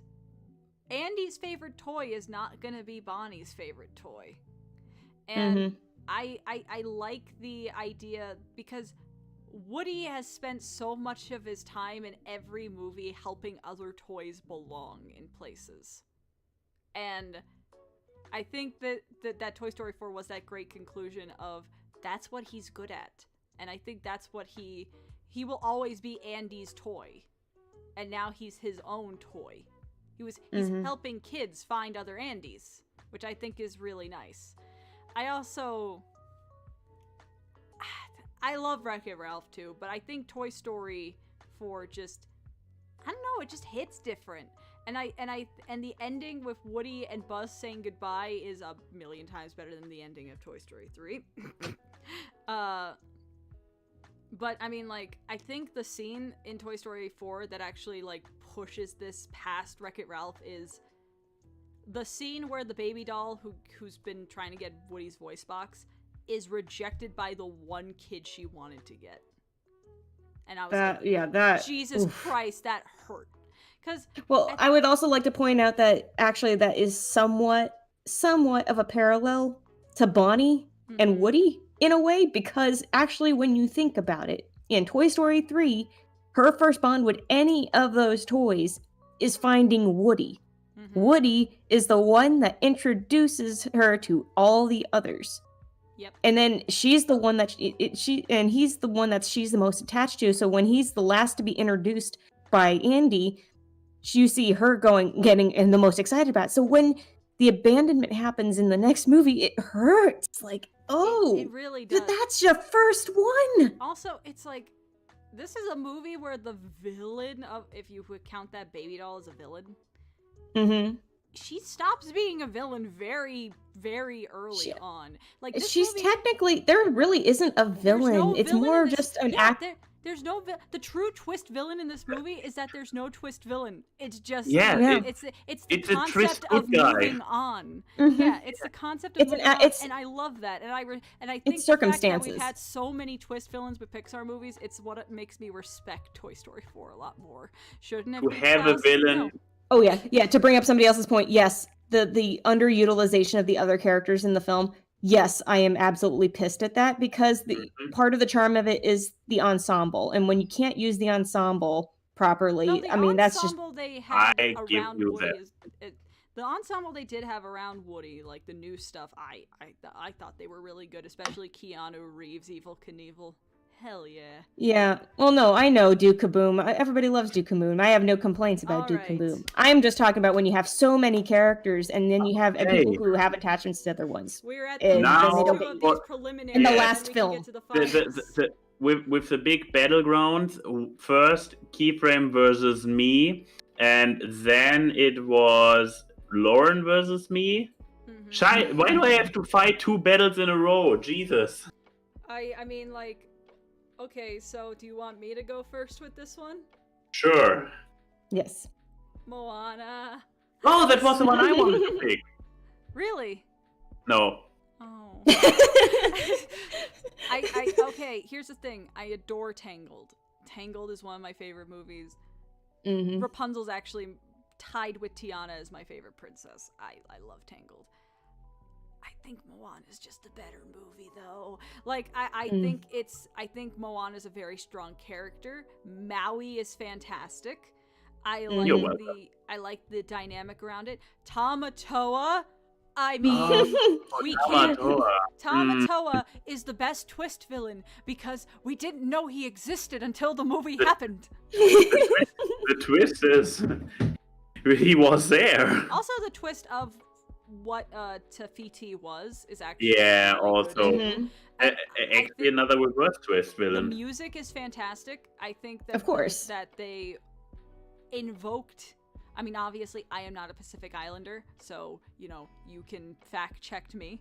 But I think they invoked the aesthetic of the culture and aesthetic that comes with the culture of the Pacific Islands in Polynesian culture in a very respectful way, and I just think it's a delightful movie, especially Maui. Maui is one of the best characters of modern Disney, especially his little 2D tattoo that's animated by the guy who Yeah. animated By Eric Genie. Goldberg. Yeah, like Yep, Eric and You're Goldberg, the Welcome man. is a great song. How Far I'll Yeah. Go is a great princess song. Shiny is sung by one half of Flight of the Conchords, so it's automatically amazing. And it's David Bowie-esque, which doubles the awesome. I mean, Jermaine Clement is just discount David Bowie. Let's be real here. Yeah, I mean, that was- is true. He was the fart cloud that sung the Moonmen song in Rick and Morty. He was literally the David Bowie parody in Steven Universe that sang the Mr. Universe song. Like, that's He just was it. Nigel in the Rio movies. Exactly. So, but yeah, I think also here's the petty reason. I like the water. Anyone who knows me knows that if Yes. if you ask me if I want to go to a pool or a beach, I'm going to be the 1st one in line. I love the water and the ocean and the You're a aesthetic. Pisces. You I are am- a fish to I the am a core. fish. I am a fish. So yeah, Moana wins for me. But okay, Max, I guess you want to pick the Tangled Yes, movie. I do want to pick Tangled. Nothing against Moana. I mean, you heard me agree with all the good points you raised. Yeah. I guess what's left for me to do is point out the good stuff about Tangled, because I don't have bad stuff against Moana. It probably comes down to preference. This is, and- yeah, and- this and- tier and is then hope this for- bracket is the preference bracket because I think these movies are Basically. actually All very four eye to pretty eye. good. Yeah, I think this bracket is the eye The to friendship eye bracket. breaker. Well, yeah, because to me, Moana and Tangled are actually very eye to eye in quality in both pros and cons. Mm-hmm. So it really does come down to splitting hairs. Really. But yeah, with Tangled, I'm more on board with the story premise.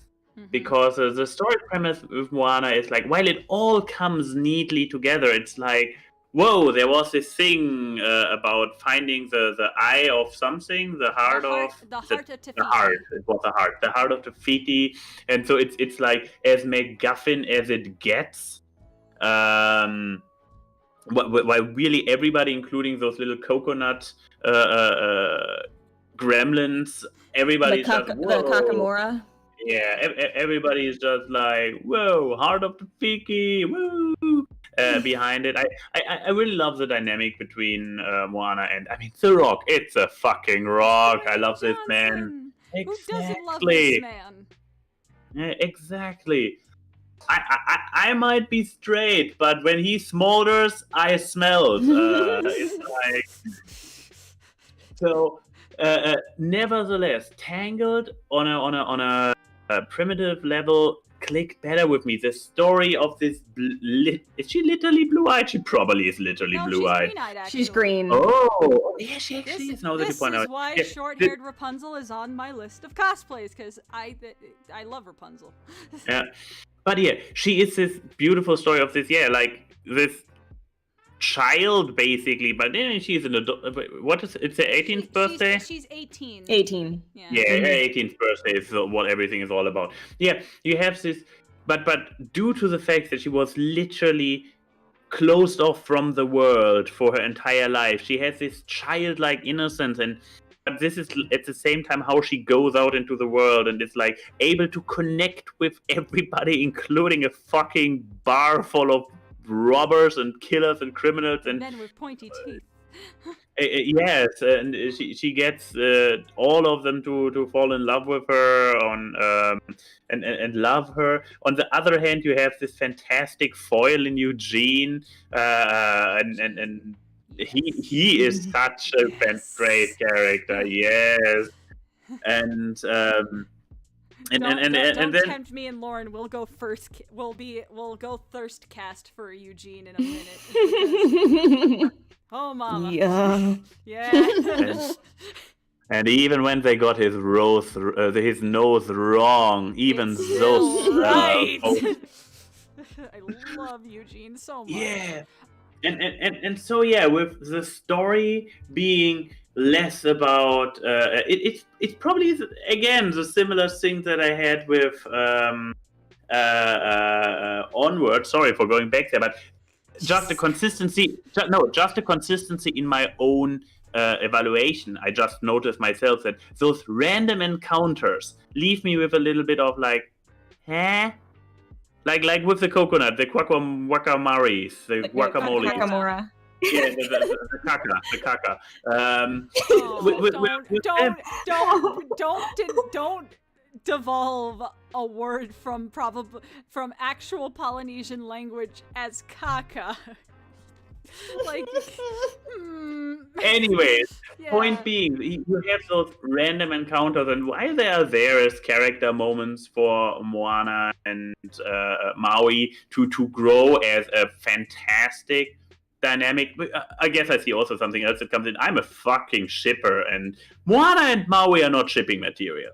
They are. They're not They're intended like to be that. brother and sister, which, you know what? Yeah. I know that doesn't fit shipping things, but kudos to Disney to actually doing a non-romantic dynamic between two characters. Oh shit, you're right. Yeah, Mhm. like they don't do. Yeah, it's that like a mentor. often, but, It's like a mentorship. Technically, they didn't do that with Judy and Nick, but we know that they did it with Judy and Nick. We know. Exactly. But I mean, there's also the thing that Maui is most likely Moana's granddad. But let's not go there and We're focus not, on Tango. Okay, Matt Pat, sit down.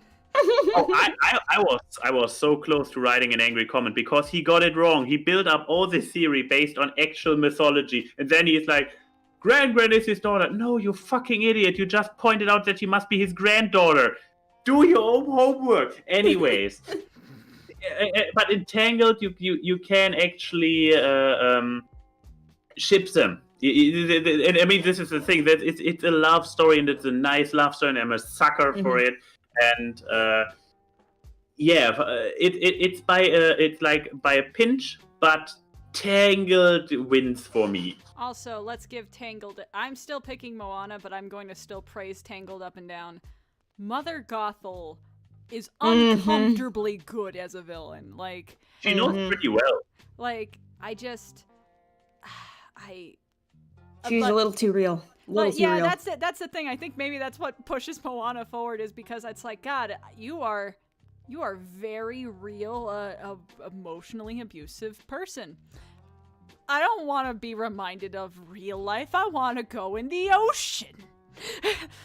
But yes, Lauren, you're the deciding factor here, because I know that you like both movies too. This is actually going to be hard. I respect whatever decision you make.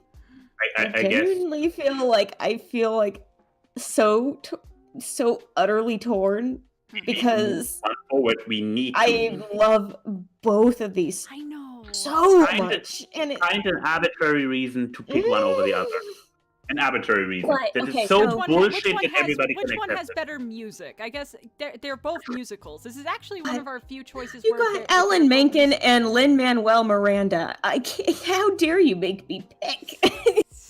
Oh, You're no, not that helping, makes it Keith. worse. You're I not know. helping, Keith. I know. I thought it would help, and then I realized that we have Disney veteran and fucking Okay. Alan Hamilton. No, Lauren, you are completely straight, right? Yes. Okay. Pick the sexier female lead. They're... Does that work? One, that doesn't work when one is like a 16-year-old. Yeah, Moana's not an adult yet, Max. Moana's 16. Go in the corner. Go in the corner right The now. other one is 18. They are both children from our point of view. I know. Look, yes, but No, that's what I'm saying. Don't make me. yeah, don't base it off aesthetics. You could have just said, yeah, pick between the fucking unit Maui and Eugene, and then we would have had our arbitrary reason. But Anyway, actually, okay, here I have the arbitrary reason because I realized something that these movies both share. Both leads technically have magical powers. Moana can have the assistance of the ocean, and you know, Rapunzel has Rapunzel powers. So I guess which world's magic intrigues you more?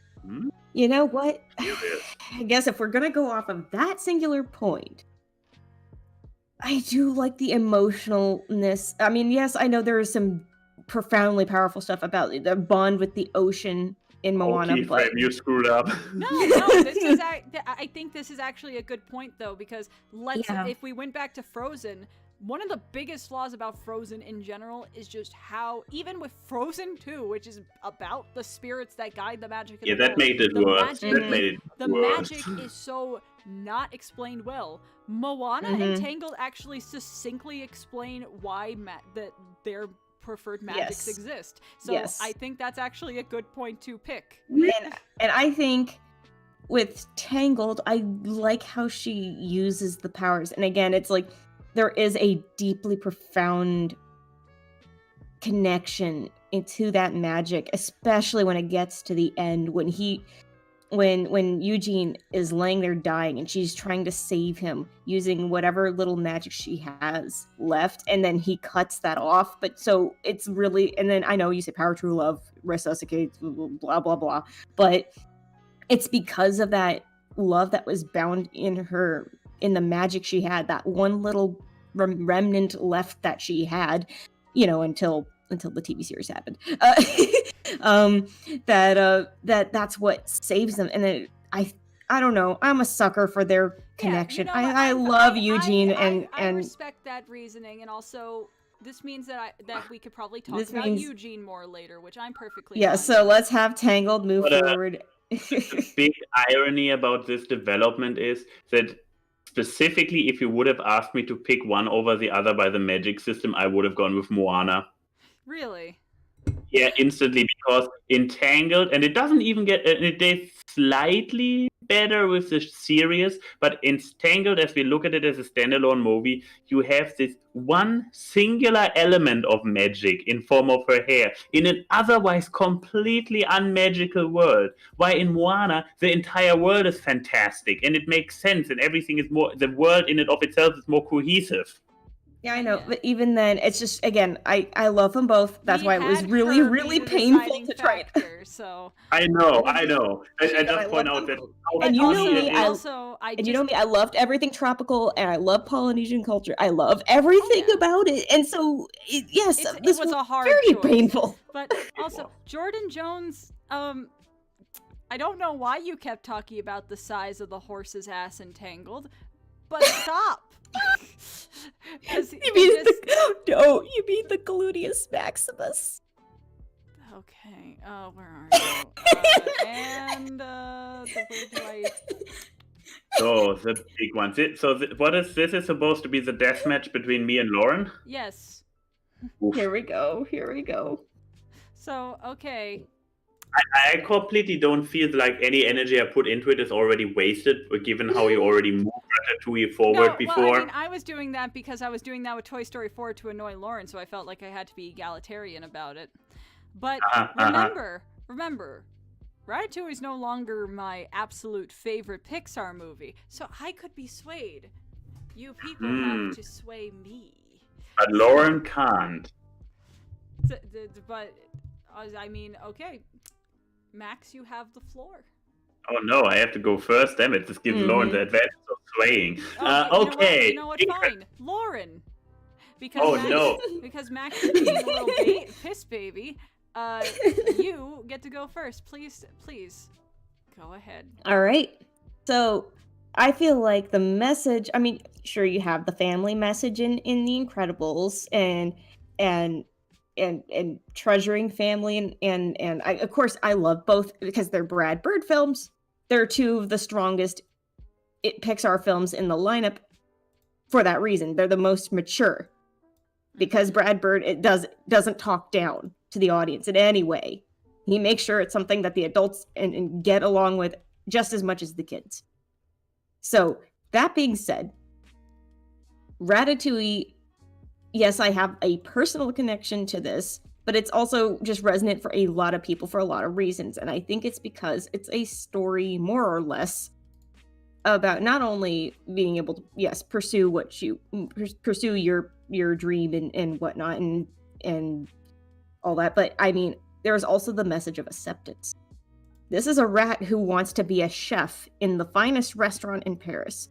This is literally the impossible situation that suddenly becomes a reality and becomes possible. Oh my god! What? Continue talking about. Don't think I didn't just see that. Continue talking about Ratatouille. Anyway. Yeah.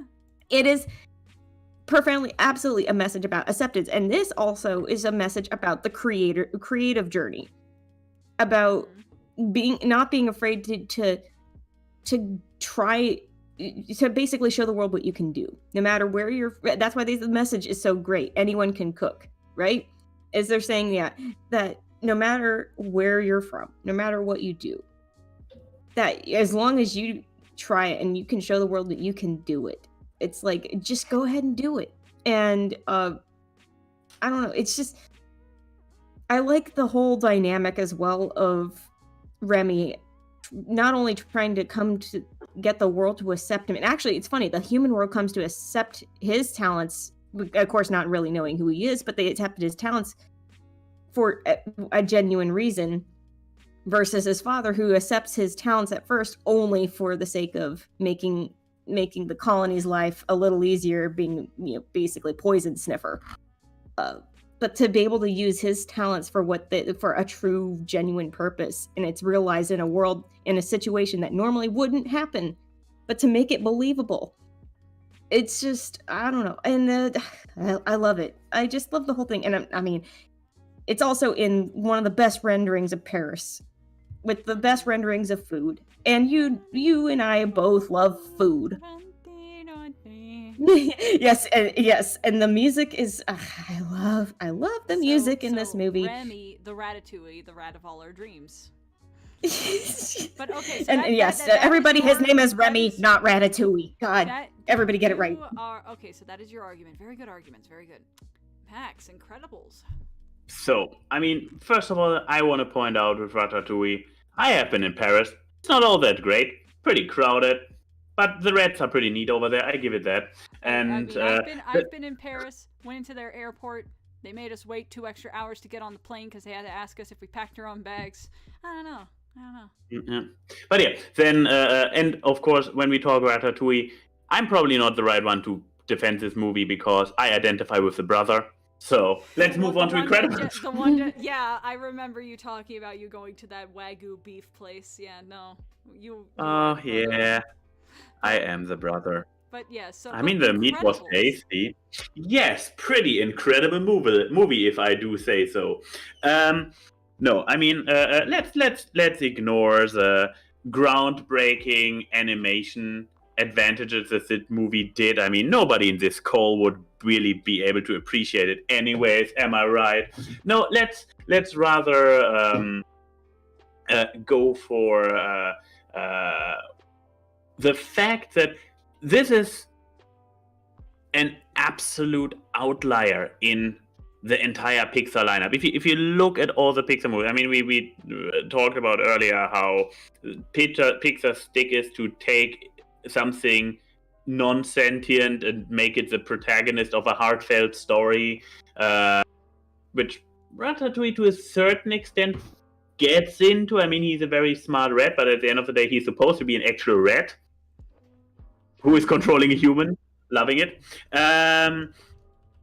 No, but Incredibles is very unique in the Pixar lineup because it is literally a superhero movie. It is, yes, you have superpowered characters in many of the other Pixar movies, but here you have an actual superhero movie. And this alone would not be like, oh, wow, they made a superhero movie. No, but the point is, this is a superhero movie on par with plenty of franchises. Superhero franchises have been around for decades.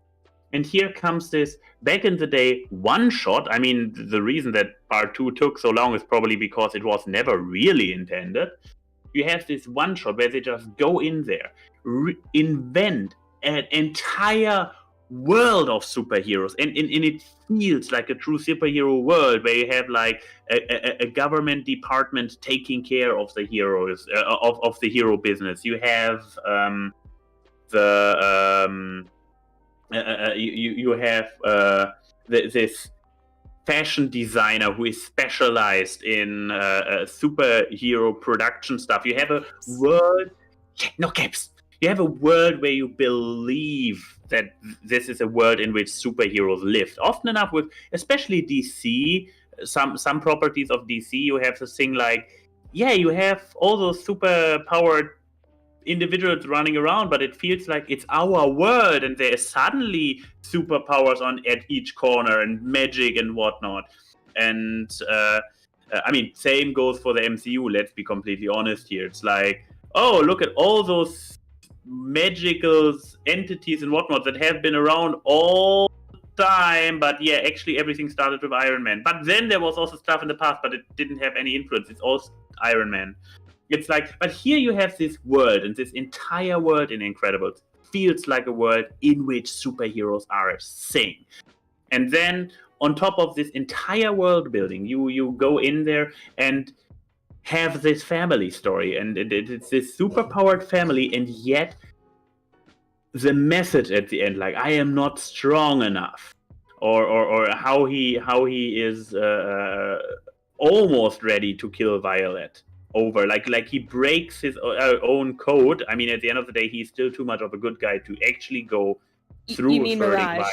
Mirage, sorry. Oh, Violet is the daughter. Violet's his daughter. Oh my god. He almost killed his own daughter to make a point. Where he is, Violet is still a bluff. He is ready to break out of it and out of his superhero identity to be like, don't do it. Save them, or I will kill your assistant. Then in Syndrome, I mean, it's a hard comparison because Ratatouille is not a movie with a villain. I mean, yeah, you have the head chef who is such a crappy person. You have an antagonist in Ratatouille. Yes, he is such a horrible human, but he is at the same time a human. What's a corn While dog? Syndrome. Terrible pieces of meat wrapped in. It's a cheap sausage deep fried and dipped in batter and deep fried. You know, it's American. like, you know, American. Yeah, that's the twist thing. When I saw it earlier, I couldn't see the twist. I couldn't even see the twist villain Ratatouille coming. Yeah, he was from the beginning presented as a crappy person, but it was not clear to which extent he was crappy. I thought he just had a bad character, but no, he was actually villain. Exactly. Lineage. Terrible. Exactly. I didn't expect him to be villainous in his behavior, but I just thought he was an asshole. But no, he then suddenly was like more and more fanatic about it. But yeah, anyway, talking about villains, Incredibles has an incredible villain with Syndrome. Like, once again, measured against the best of supervillains in comic books, Syndrome can hold his place there because he is like he's a inventor guy. He's a normie who brings himself on par with all the super powered beings simply through his Basically becomes intellect. an evil Iron Man.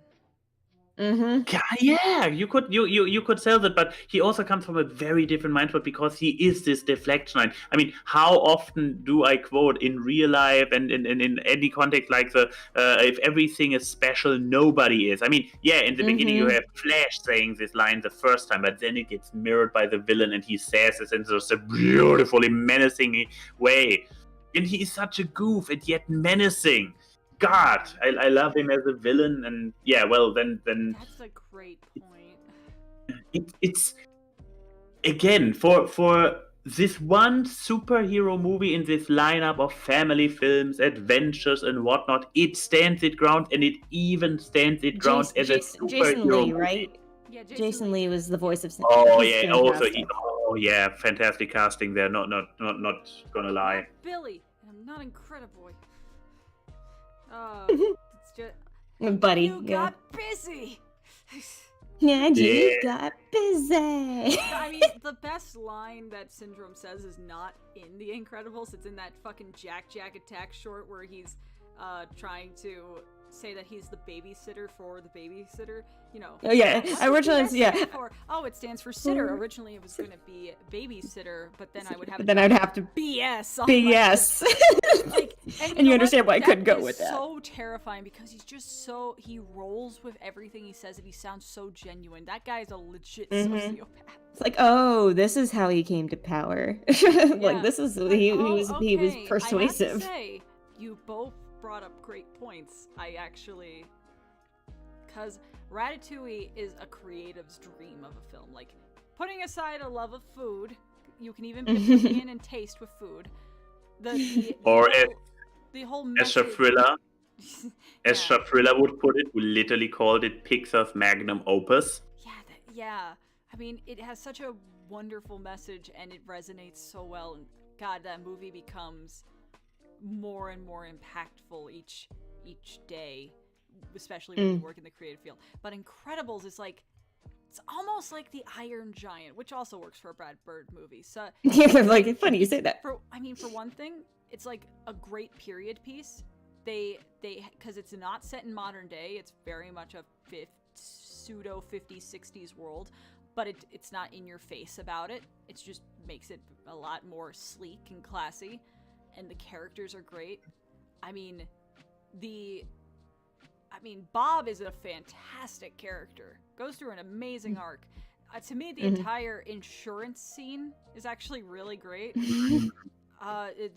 The whole contrast of his job versus what he wants to do and what he's used to doing with his life. Oh yeah, absolutely. What I'm doing wrong, legally, I The have sound. to say no. But yeah, the soundtrack. I forgot about the soundtrack. The soundtrack in Incredibles. is Michael fantastic. Giacchino. Yeah. God, you guys. Well, actually, Michael Giacchino did it for both. Well, for yeah, both. 'cause Really? Both Brad Bird He movies, does yes. a bunch of Brad Bird movies, doesn't he? Because he has the perfect sound for it.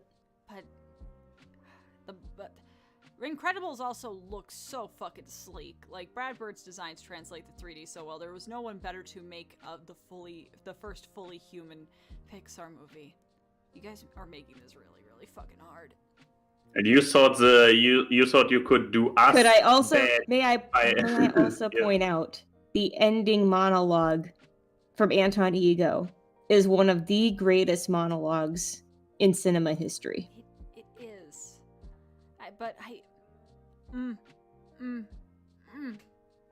Because that's also profound, not just in sorry. time. I'm sorry. I'm gonna have to go with my heart of hearts. And go with Shark Tale. God damn it, I knew you were gonna pull some shit. the best movie of all Pixar time. movie. Yeah, I mean, but look, see, the thing is that Shark Tale is such a topical film dealing with accepting those who follow unorthodox lifestyles and ways, while also perfectly encapsulating an allegory for the mafia. No, I can't even. But I mean, we're gonna put Shark Tale right here. I mean, Not we even could on still the bracket. we could still go in there and replace Brave with Shark Tale and see how it does. If it does any better. Not against Toy Story 2, but We still got these other brackets to nail down. I actually.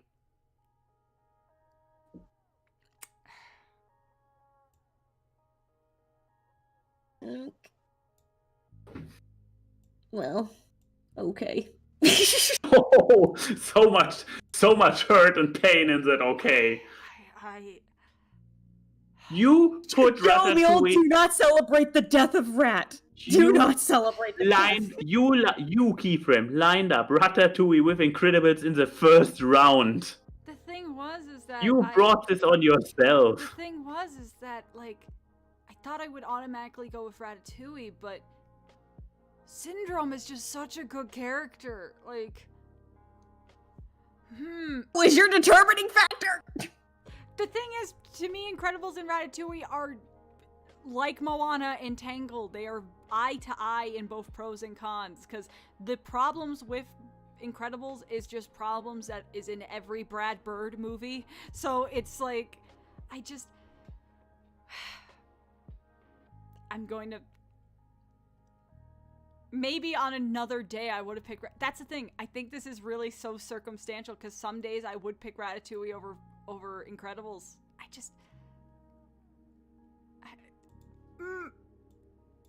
Say I love them both. So you know what? It's So Shark Tale. Can I just put both? Can we fuse them together? Cheating! Can Roadie be? Can- What- just make a look, bed and lie in it. You look, know what? Just look, make they a bed fit- and they lie. fit so well together, though. Look, So- they merge so Okay. well. What about murdering Brave and replacing it with one of them? No. Or Chicken Oh, see, Little? Oh, see, I signed with that idea. Look. Here's the thing. What is Chicken, Sacrifice. yeah, what is the thing? What is Chicken Little about? The Chicken Little about a kid with a shitty El- parent. But it's about a little chicken, right? Yeah, What is Ratatouille about? a little. See, basically interchangeable. And let's all agree Ratatouille would have beaten Cars 2 as well. That is true. It would have. That It is would've- true. It would've Absolutely. beat me Yes. in a heart. I swear to God, if Ratatouille and Incredibles go against each other later, I'm gonna be so Again. mad. The chances Joe- are Joe- relatively Joe. high. Joe, are you looking for violence? But okay, Are we are you- now in the second round, and we have to go faster because oh my God. But I would say before that, 5-minute break. Lauren created tune, and Keyframe reads the monies if we got any. All right. Did we get money? Because well, I need to get Enigma- some Enigma drinking donated and money. packing. Yeah, go get. Well, I want to get a drink too. So. Well, I guess Lauren, you have to hum the tune for very long. Go. Yeah, Enigma. Thank Wait, you for which 21. tune? Which tune? Just hum a random song. Oh, okay.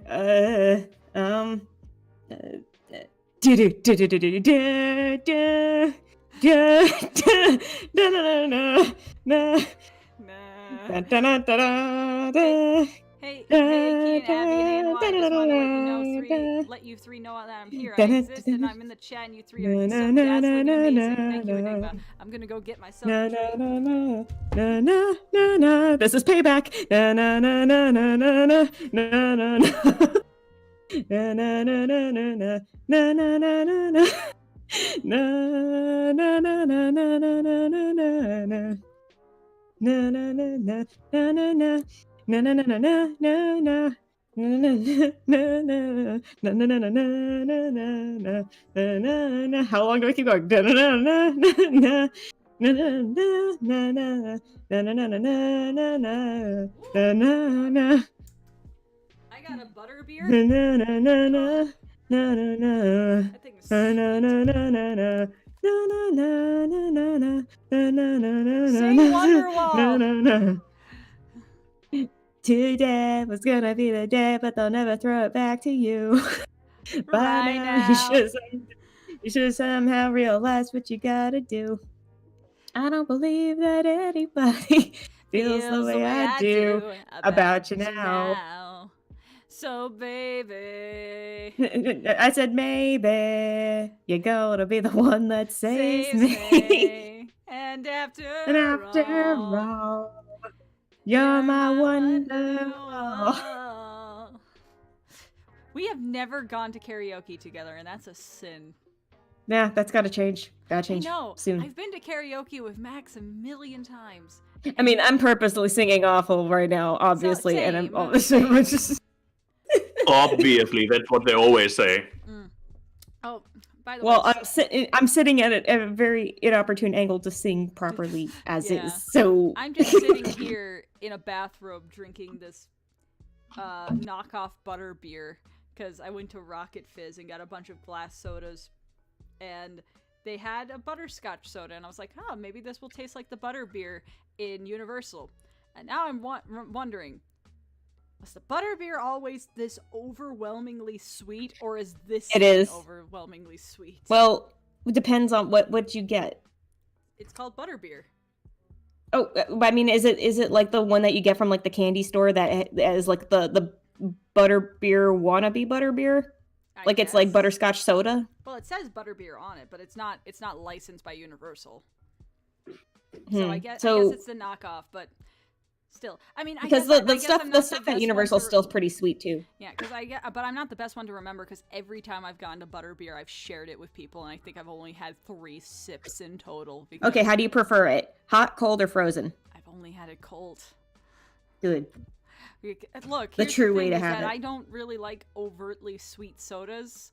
Like, I mean, because I think I remember me and Max had a butterbeer at Universal once, and we were both like, Jesus Christ, this is nothing but sugar. Like, it doesn't... fucking Universal Florida gets alcoholic butterbeer. Their butterbeer is actually butterbeer. So...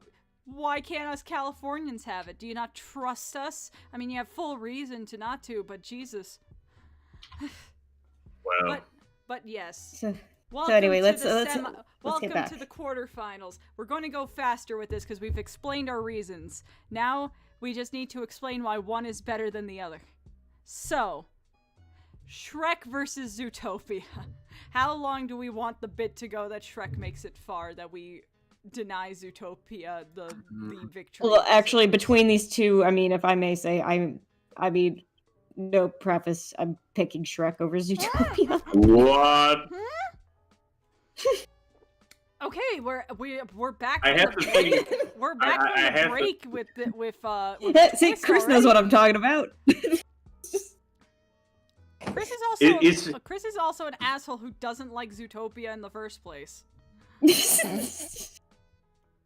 But I'm saying, I'm okay. So for the sake of, okay, maybe there is a little bit of the nostalgia rooted in the Shrek choice, but I also, again, because when it came down to the first choices, I didn't want to have to, because I still love Shrek.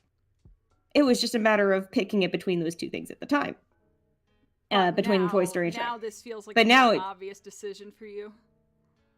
It feels a little bit more clear, yes. I think it's, again, as much as I love Zootopia, I do love Shrek a little bit more. And I'm trying to make sure we're trying to not have too long of time on each of these. I know, so. But still, I can't. I don't, funny you say that, Magical Dude, I don't have a furry card. No, she actively denies her furriness, even though me and Max are trying to pull her to the dark side as hard as we can. But... Yo, Lauren, what's your Cocker Spaniel again? Oh, I mean, Fursona. That isn't my Fursona. It's a King Charles Cavalier. Thank you very much. The second, that's not a Fursona if that's just what she is. She's just a talking dog. But... Woof. woof. But I mean, no. If it's Phelps, then it's you just need to keep screaming. But I'm sorry, Lauren. I can't agree with you. Zootopia is so much better. Max. Aren't you going to do more of a point for Zootopia before I have to tie break? No, Zootopia is just better. Like, okay. Like, in direct comparison to Shrek. In direct comparison to Shrek, one is not like one's more of a satire of actual sociological concepts. Like, Zootopia is basically a modern day fable. Shrek is just a spiteful middle finger to Disney in comparison, because Katzenberg had a huge hate boner for Michael Eisner. And that's a given. And I don't know. I think if you gave me like a genuinely fun cop movie that has some good morals to it, compared to a pop culture fest that is Shrek, which was not as emotionally gripping, I'm gonna go with Zootopia. I have to actually tie break, don't I? Uh-huh. Mm-hmm. Yeah. Mm-hmm. Because it's actually not as easy as it should be. You're breaking my heart. Where's your furry card? Think about Judy's hips. Oh, shoot. But then again, yes, objectify the film. Objectify the film just to get him to vote. Oh, for don't you you go there. Donkey. You and I were both drooling over Eugene Entangled just a few minutes ago. Don't you fucking go there. Mind you, the tiebreaker on that was the magic. The magic of Eugene's fucking cake. That's what it was. Okay, fair point. Let's approach it on the same way. The magic in Shrek versus the magic in Zootopia. Okay. But also to Judy's hips, as much as mwah as Judy's hips are, Donkey has a quite nice pair as well, so... Okay, but here's the deciding quota is factor. still there. How about this? This is an actual deciding factor. Okay. Both Shrek and Zootopia have messages about not judgmental, like, because people judge Shrek for being a monster, and Fiona when she turns to an ogre, and Zootopia has the whole conflict of the less than ideal view of predators and prey and all that dynamic. Which one do you think handles that dynamic better? They both handle it very differently, so it's actually hard to compare. Zootopia is in general more grounded by having this reality, which is as fantastic as it is, with everything being for animals and for catering to the different sizes of animals.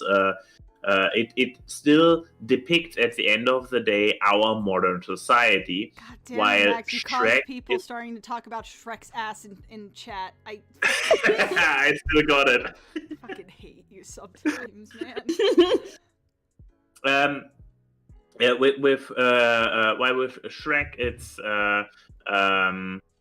they created this very abstract fantasy parody world in which this entire thing, like, he is an ogre, and it's just like the rule that the ogre is hated and feared, and they run with it.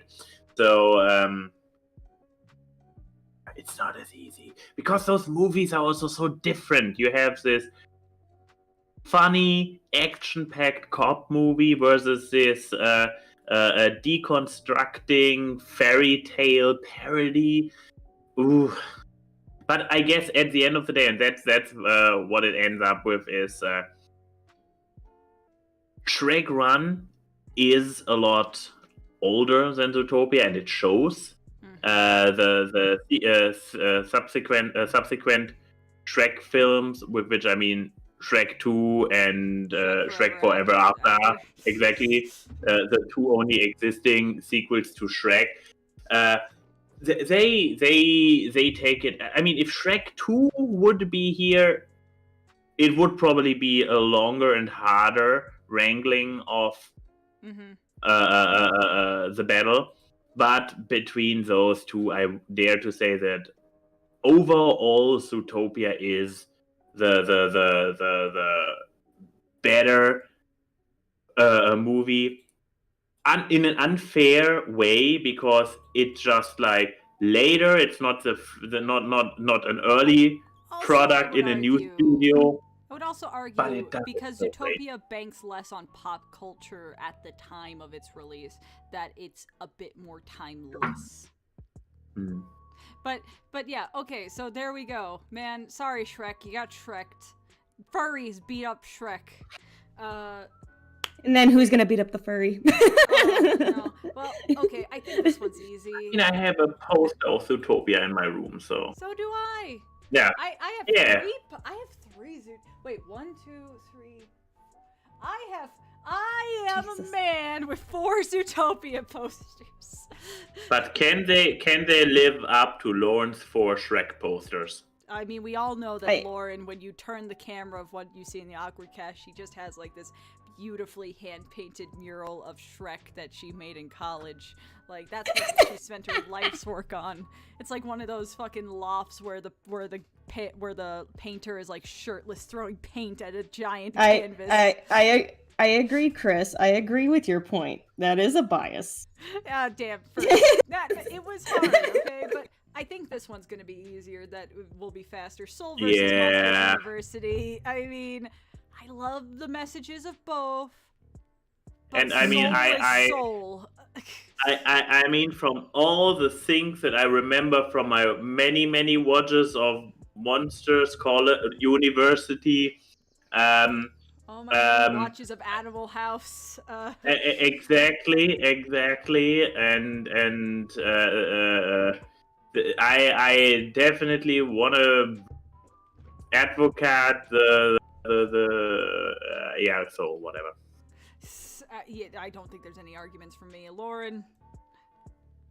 Soul. My quick vote goes to Soul. Okay. Oh, come on. Sometimes this new Photoshop is sometimes really not good. Finicky. Yeah. Okay, there we go. Toy Story 2 versus Brave. Difficult one. Do we want to? Okay, Max, Oh, you want to God. humor us with a reason why Brave Yes. should go? Okay. Yes. Fine. God. Please, we Let's need more see. padding for this highlight reel. I know, right? So you see, Toy Story 2, nice movie. Takes the first Toy Story, builds on it, more characters, ups the stakes a little bit, like all neat and good. But look at Brave. Now look at Toy Story 2. Now look at Brave. Now look at Brave again. Now you have this redhead. She's pretty badass with a bow and arrow. Toy Story 2 also had a redhead, but she doesn't do shit. She's just there and being quirky. Brave, she actually does shit. She curses her mom. She nearly kills her. Can Jessie say this about herself? No. I love that she does shit, and by does shit means does everything bad. She almost kills She actively chooses to be a bad person.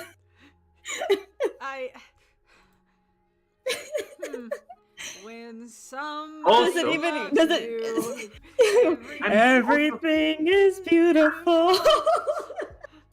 But what about pissing off Maddie just by being like, oh yeah, Maddie, we just picked Brave over Toy Story 2. I mean, I got an idea. Let's just we could always just make a doctored version of this where we put Brave here, and then if we say, oh look, it won. But it went to the semi-finale with Shrek. Yes. Oh wait, no, to the Okay. finale with Shrek. Up versus Finding Nemo. That one's actually a bit hard. Yeah. It is. Actually, I'm gonna go with Finding Nemo. Me too.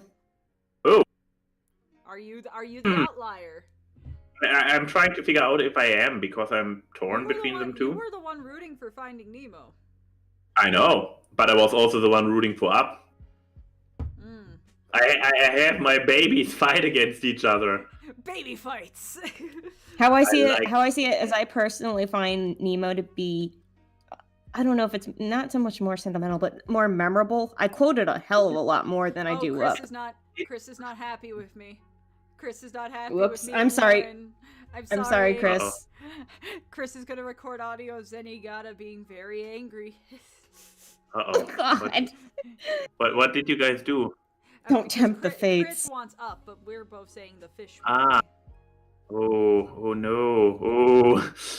They're both good, Chris. Can you at least So- agree on that? We're going with the friend. This is not the friendship breaker I was planning. I mean, So I could now go in there and try to brown nose a little bit with Chris and be like, I said Up, but the girls, they kind of outvoted me. I'm so sorry. do you want to brown nose for Chris? Do you want to be Chris's best friend now? Is a job open? Did the job just get open? I mean, thought Sean was Chris's best friend. I mean, with Chris's opinion on me and Lauren right now of our movie choices, the best friend position may be open. Okay, that's a fair point, Chris, and and then again, everybody has their choices for their own reasons. That's a terrible grammatical error saying Up didn't help me cope with personal loss, and then did. That is. Yeah, did. I'm like, it's funny because I initially read it as did, so that's kind of funny. Anyway. Okay, but yeah, okay, Max. Say your But argument. the thing, the thing actually might be that I might join with you guys on the Nemo thing, because looking back, I recall loving Up a lot, especially Get Shark Tale out of there. Here's the thing, Shark Tale still manages to be on the fucking board while you annihilated Chicken Little, which actually won a battle, I just want to point out, off the board. You literally kicked Chicken Little off not the... an actual contestant. Shark Tale's an observer. And yet you kicked an actual contestant off the board and lost Chicken now. Little doesn't deserve to be on the board. And Shark Tale does. Shark Tale deserves to just exist. But yes, so you're gonna join us. Yeah, I might actually go. Yeah, I actually might, because I recall the story from Finding Nemo for all the good things that I said about it before. And Up gives me warm feelings, and I love it, but Nemo gives me more of it. I totally understand people's choosings of Up, though, especially with like what Chris said. With Up, Chris, with Up, Chris, saying, Chris. With Up saying that Up helped him deal with personal loss, like that, I totally understand. Yeah, but then he finishes his point off with, did you see his new comment? I'm not acknowledging that because that doesn't have to be in the video. But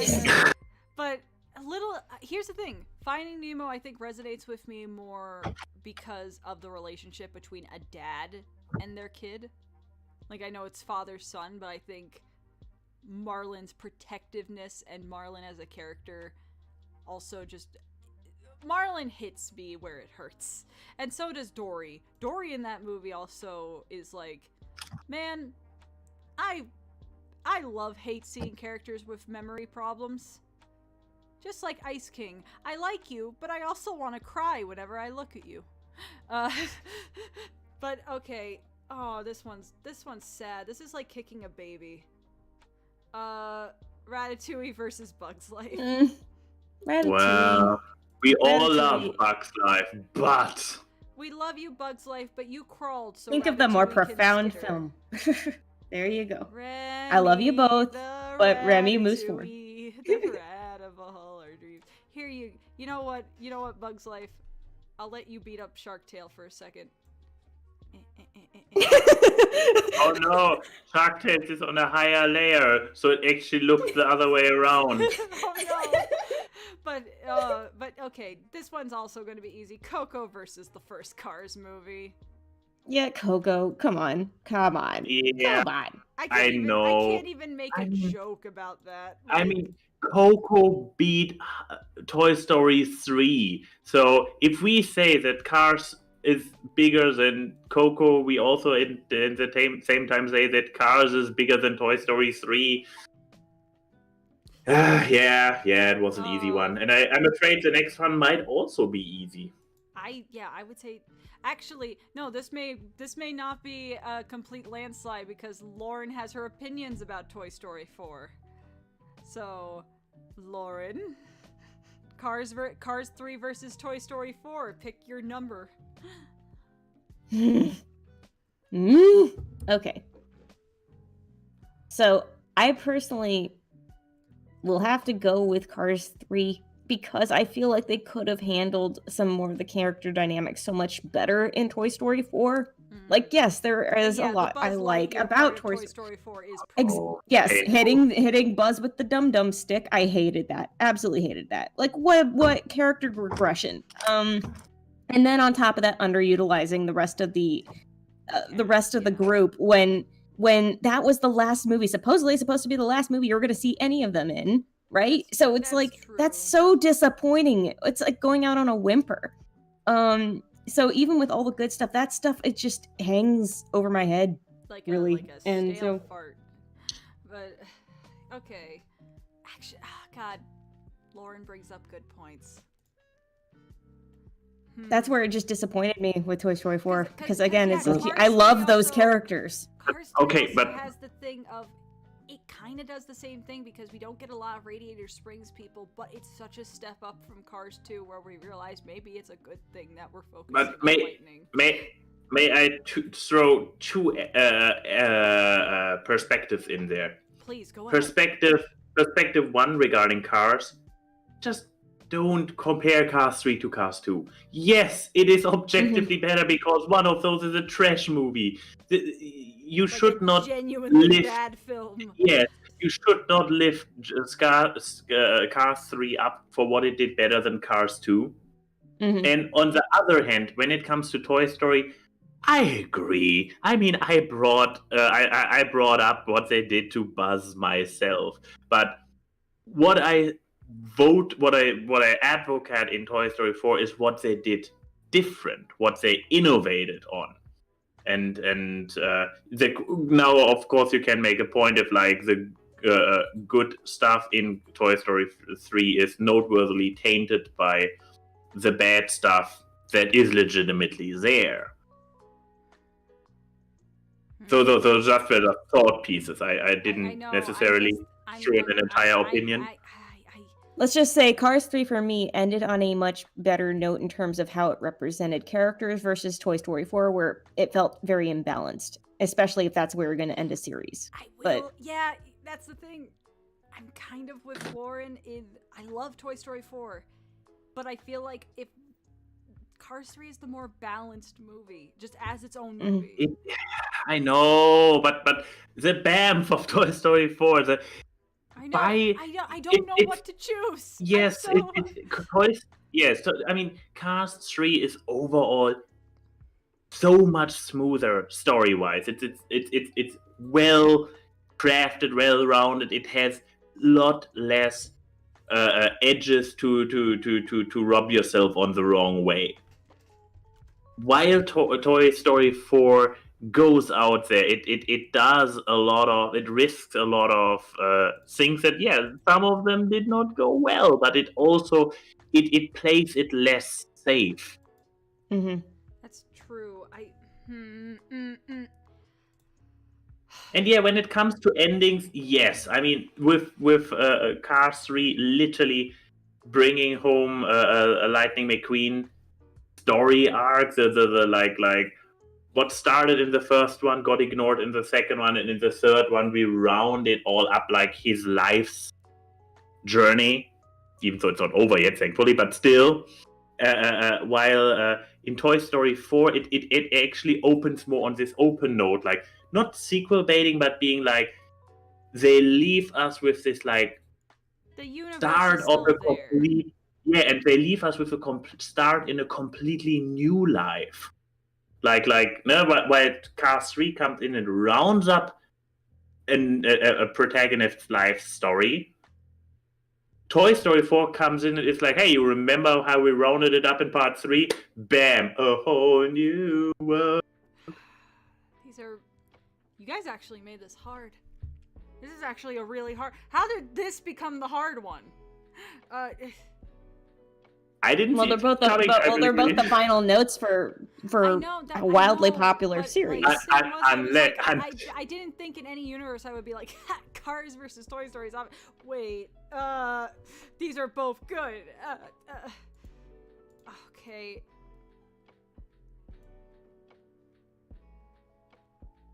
Bum bum bum. Really? I love you, sissy. No, Friendship and love. I want to know I genuinely want to know what was your reasoning. What pushed you over? I think what pushed me over was actually an aspect that we didn't talk about with Cars 3. I really don't care for the quote-unquote villains in Cars 3, like with Car played by Armie Hammer and stuff. Like, which is uncomfortable to think about now. Yeah, cannibal. But, like, I feel What did he do? Oh, he's getting accused. Did you not hear? He's being like investigated for like for cannibalism. For cannibalism. Whoa. Yeah. Okay. Because apparently a bunch of tweets and like messages came out. Not even his publicist dropped him. Like, nope. Yeah. Not even gonna try to save your butt on this. Him, like sending messages to like women being like, "Hey, I want you to surgically remove your ribs so I can eat them." Like. But no, I think Toy Story 4, it does really just have that bam factor. Max kind of hit it on the head, and also the fact that there's no villains. There's just this whole concept of, you know, the changes in life. At the end of the day, the movie is about basically Woody being like Andy and growing up. Yes, the movie was not a good high note for every character, but it was that high note for Woody, and it's just Woody finally gets to be selfish. I think, and I think like by helping others. Well, yeah, but you get what I mean. But like, yes, yeah, I think that's what pushes it. But I love both movies. I think both movies are actually really good. That one should not have been a high plot point. Okay, I think. My two babies, but yeah, I would not challenge this. I'm not challenging that at all. Tangled, I'm not challenging it either. Tangled, you are fantastic, but superheroes. even I can concede and say that, like, well, Incredibles is fantastic. Again, Tangled, I love the Rapunzel Brad Bird would be a fucking Pixar movies. Badass superhero in the Incredibles verse. But okay, Zootopia versus Soul. Quarterfinals. Welcome to the semifinals. Okay, let's see. The semifinals are the next one, actually. Oh no, these are the semifinals, and this is the final. Exactly. So we are currently in the. No, this is the semifinals, and this is the finals, and then this is the winner. Yeah, we're in the semi. Yeah, you're wrong. Shut up. Okay. Anyway, wait. All right. Now let's see. With this first bracket, let's see if the furry argument is going to win over. I don't think. I mean, the cat in Soul is such a thick boy. He is a loaf. Here comes me in, just being a soulless Philistine myself. Hey, Coppercap, welcome. I remember you. It's okay, Yeah. guy. And yeah, the it's just a tip jar thing up there, Copper, to give like that. The goal is like if you guys could actually tip me that amount of money, I will do something that I would hate doing, which is stream for 24 hours. I don't know what I would do, but I'll do it because I live to be in pain. But yeah, Zootopia versus Soul. I know, we all know what I'm gonna pick. You already established that it's your favorite Pixar movie of current time. I also think in handling its message, Soul does it in a more nuanced way. Even though Zootopia is good, but Zootopia speaks to me. With Soul, it's maybe too high concept. I don't know. It's like I mean, I can see how putting a buddy cop movie over an existentialist movie which helps people find their purpose in life. I think we're denoting Zootopia quite a bit. It's a buddy cop movie that also does have some necessary social commentary. Yeah. I'm not going to. I feel like I shat down on it a bit when I was punching down on it when I was talking about Onward, but no, there's necessary social commentary. It's not just a buddy cop movie. Mhm. But with that in mind, I think Soul tackles a much more ambitious concept that is so abstract and does it in a way that is very unexpected for an animated production. My vote goes to Soul as well. My vote goes to I actually would go with Zootopia, but I'm outvoted. You're out. I'm sorry. I legitimately would pick Zootopia. I admit it. I'm furry trash like that. Look, you're valid in your opinion, and I'm sorry, but Soul. Ooh, I interesting. am apparently wrong. Oh, another hard one. Oh shit. I actually have I have my choice already, but Okay. Please help. I'm gonna go with Toy Story 2. Hey. Why? Because, well, see, it's funny because I think the way they round out the story in Toy Story 2 in terms of incorporating new characters and working with the life lessons that they have in terms of, especially when you have a character like Jessie who has to deal with, being abandoned and having to regain faith and trust in other people and in humans, to be able to start a new life. That's profound. And I mean, I know before all the music sequence to When Somebody Loved Me, yes, it still makes me cry. I don't care. Yeah, 'cause you have a soul. Speaking of which, soul. Which, by the way, just wanted to point out, until Soul 1, we still had an imposter in our lineup. Oh yeah, these are all Pixar movies now. Hooray! Yes. Yeah. We actually have a Pixar bracket now. Yeah, the Pixar top tier ranking is actually only including Pixar movies. Yeah, it took us until the... Yeah. Okay, the stream is over, everybody. We managed to beat all the non-Pixars. Okay, shush you. We need to get through this. So anyway, I'll leave I'll leave my argument. An hour and a half. That's why I'm trying to rush through it. So Toy Story 2. There you go. Okay. I might concur. I might go with Toy Story 2. It's so well done. Yes. And, if the franchise I ended love with Toy Story 2, I would have been perfectly happy. I mean, let's just point out, basically, even until Soul moved forward, when we had this third last round, I believe every single one of those movies is fantastic and beloved by all three of us. Mm-hmm. Now it's really just like picking the children we love more. Yeah, we're fun. We're making our babies fight. This next one's good. Exactly. Oh, this one's good. No! Oh no! No! Can we put Shark Tale here? No! We have to rip the Band-Aid off. We have to face the music. But we. Okay, well, I'm gonna say I have my choice, even though it hurts. Oh no! Am I the tiebreaker? Am I gonna have to fight to the death for Ratatouille? Because I'm gonna probably have to fight to the death for Ratatouille. Working at the car.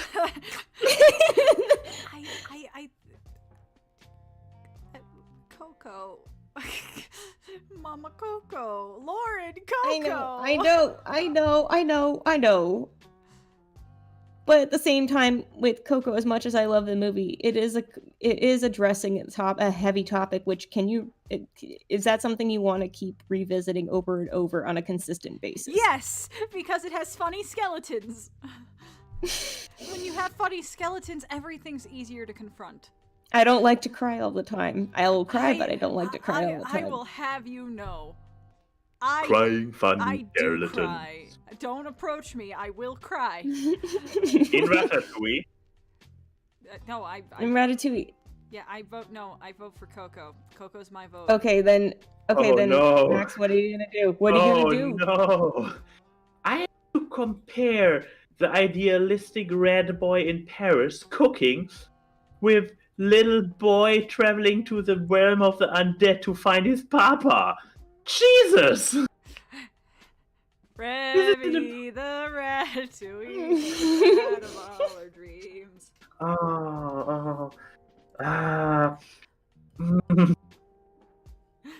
Why can't it be as easy as with Toy Story 2, where we all three just agreed? I'm sorry. I personally see Ratatouille as like, you know how you said that Cars 1 is like a cozy film? Yeah. Ratatouille is my cozy film. Oh, it is a cozy film, yeah. While Coco is a heartstring movie.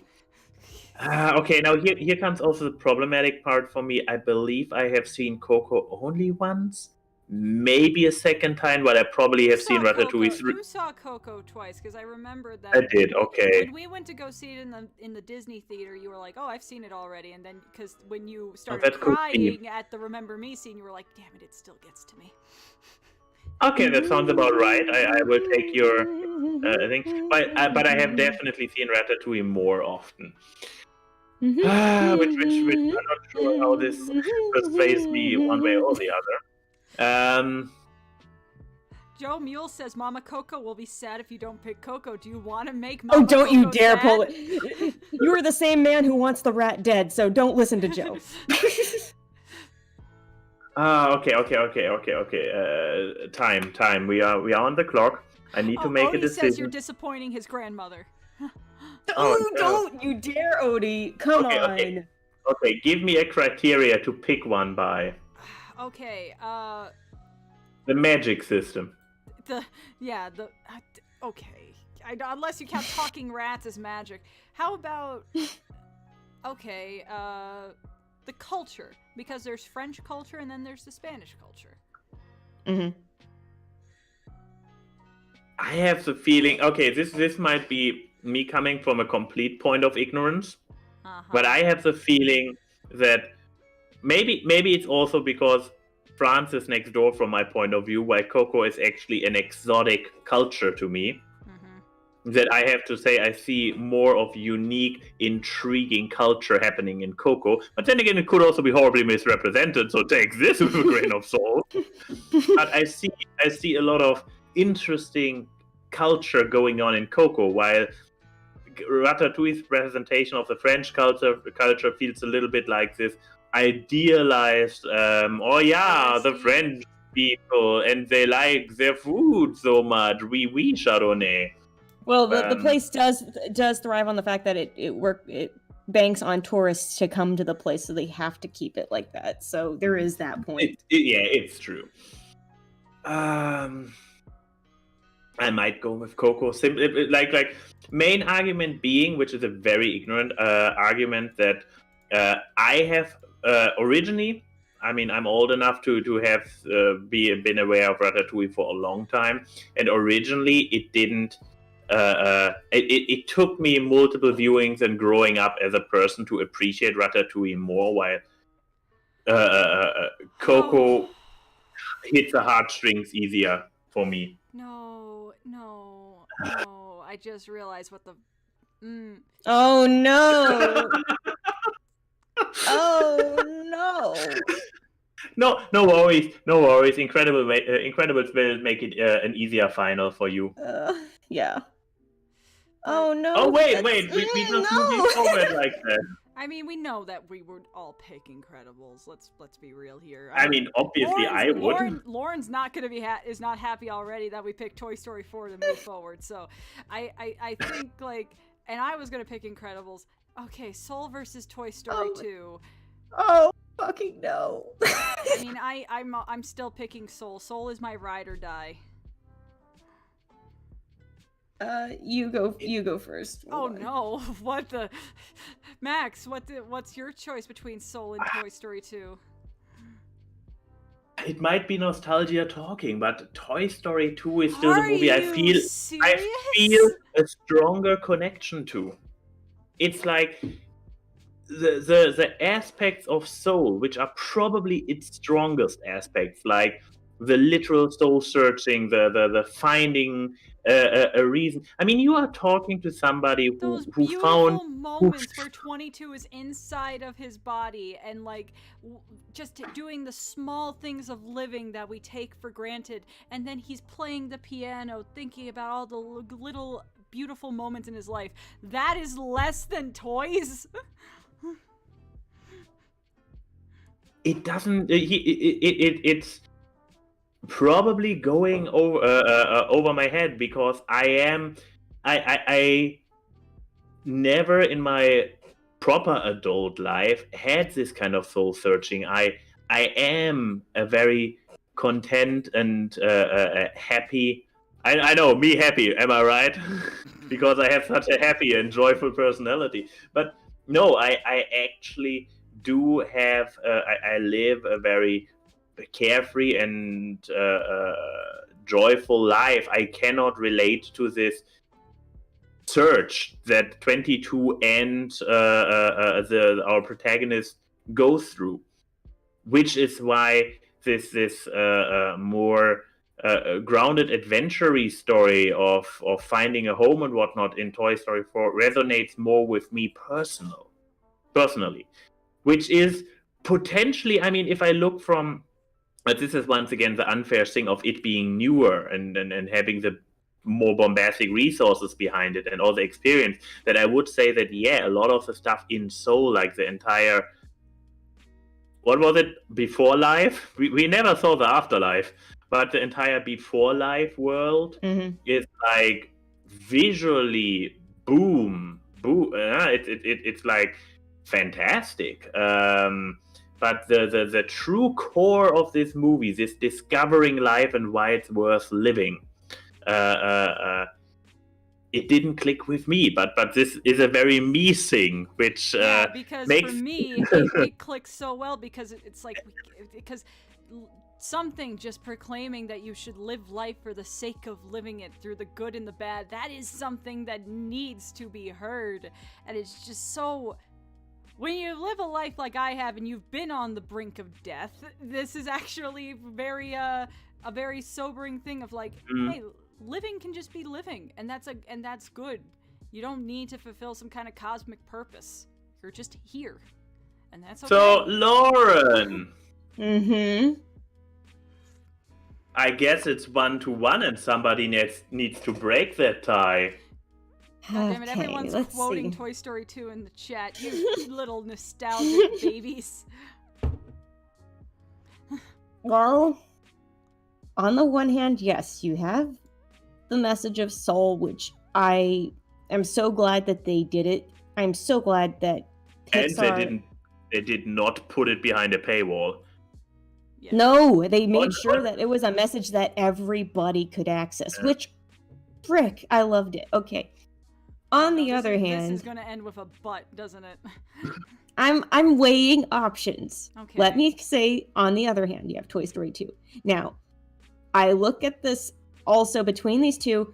Mind you, I had a preceding point where, yes, there is a message, but there's also the fact of something where if you want to be able to revisit something over and over again, how consistently will you do it with Soul versus Toy Story 2? I mean, I'm asking that as a general question. I mean, I've watched Soul like 30 times since it's come out. It's a comfort. Oh, Jesus. Yeah. I mean, you paid a good buck for it, so you better do. No, Soul was free, remember? It's just with a Disney Plus subscription. Raya was the one that cost money. I know it sounds... So I know it sounds like it would be too much of like, oh, it's a nostalgia vote if I were to say Toy Story 2. But at the same time... Mm-hmm. Okay, fine. If you want to do that, fine. But I mean, if you're gonna say it, I'm just to please say your point. But I'm going to say it's... There's something about... Yeah, sure, you could say it's quotable to everybody in the chat. You can say it's all... I still think... out of all the Toy Stories... Sorry, I still think... Chris, is the Soul have... I can't believe I have to drive all the way to work. All the way to work on a Saturday, all the way to work. No, it doesn't. That's what I'm like... You know what? That's a good point. That's what I'm going to say, because I do quote, again, like Chris even knows it too, my brain is a vast library of quotes. So with Toy Story 2, I definitely use that. But also, I still think to this day it is the strongest Toy Story to date in terms of how it introduces characters, how it starts approaching the more serious topics of like Andy growing up. Mm-hmm. That's not approached in the first one. This is the first one where you have the idea of him. Is he going to keep you around? Is he, again, like the quote goes, is he going to take you to college or on his honeymoon? Actually, it's kind of funny because then it's a foreshadowing of the third one. And it's like Andy's growing up and there's nothing you can do about it. This is the first movie where Woody is faced with mortality. with faced with the fact that his purpose may not be always to be to Andy, but at least for the moment, he will do it. Because he's like, I want to be there. That's all good points. Okay. In that, I can concede that Toy Story 2 is also the more approachable film. So, I concede there. Is this how you felt when we put Toy Story 4 before Cars 3? Because, Jesus Christ, I'm not happy right now. Look, we're going to be facing off with another very tough decision here. I am going to fight right now. Coco deserves this spot more than Incredibles. But does it though? Okay, Max, what is your reasoning? I mean, the good thing is that we actually didn't have to rehash any of Incredibles' strengths since the first round. Mm-hmm. But so let me rehash the point about Incredibles. No, it's okay to put it in direct contrast with Coco, because I mean that's what the entire bracket system is. The kicker behind the bracket system, which ironically probably also means that a different lineup, like just a different order, would probably have a different outcome. Ironically, yeah, that's the insane thing, that if you pitch movies against each other, certain movies have strengths over other movies that are would like stone scissors paper thing. Okay, Incredibles versus Coco. Coco, I mean, both of them have actually, funny enough, because you would not think that looking at it from a surface, both of them have the theme of family at the very core of it. Mm-hmm. Mm-hmm. Ironically enough, this is you wouldn't think it because the paint job is so absolutely different. It's still like, but where and this is probably very subjective. Blame Max for the brackets, Odie. Blame Max for the brackets, because Odie just said there's a reason people use rankings instead of brackets. Well, yeah, well the brackets are Max's idea. And I'm loving violence. It. Exactly. But yeah, point being, which this might be a very self-defeating point, depending on how our tiebreaker Lauren then goes for. But with Incredibles, the thing with that Coco has the stronger focus on the emotional journey. Like, we follow the kid character who is struggling, who is running, who is trying to find his identity, because he feels the music in his heart, but his family is all like, no boy, no music. Oh god, I should stop doing accents. Yeah, right here, right now, cease and desist myself. While Incredibles has a more bombastic story, you have this story which is not constantly tugging at your soul, but instead you have action, you have wit, you have visual. I mean, both movies have stunning visuals, but in Incredibles they completely, it's actually also true for Coco, they completely utilize the fact that it's animation, which they do in Coco too. We have a Moana Tangled moment where they're so equally good. Like... Yes. But okay, so those are your points, but yeah, I mean, plus of course Syndrome as a great villain, where Coco's villain, I mean, hello. That's true. Okay, but here's my counterpoint, and you know what? I know that this is probably self-defeating because this is why Soul lost. I think the subject matter of Coco is something that's more impactful than the subject matter of Incredibles. Because I think the whole concept of being remembered and you know, learning to share stories and everything, and what at the end of the day, Coco is a story about legacy and all that, and I feel like that mixed with the root of family is so much more impactful. Also, Mama Coco. You can't make Mama Coco lose now, can you? Yeah, she's already losing her memory. Don't make her lose this. He quoted one of my favorite things about the Incredibles DVD was the Did you okay the rabbit? Mr. Skipperdo. Mr. Skipperdo. Did you okay the rabbit? I did okay the rabbit. But okay, now I'm feeling like that one character in South Park with the cashier at the Whole Foods who keeps shaming Randy for not donating to the hungry children. It's like, look at this hamster and tell him he's not going to college. Counter argument. While I mean, not probably once again personal preference counter argument. The entire thing of legacy, it is like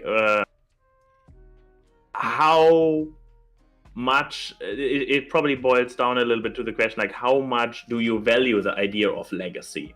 Because Incredibles' message is about the here and now, appreciating your family, needing your family. So while Coco. Legacy, yes, but as you also said, it's more about the legacy aspect of appreciating the dead members of your family, your ancestors. Mm-hmm. Yeah. Which is like if you yes and no. If you do not believe in a literal afterlife where they walk around as skeletons and fade to exist if you forget about them, why? That's it's also, but if you wanted to take it into a more literal approach, it's to, I mean, the whole resolution to the conflict that the family set up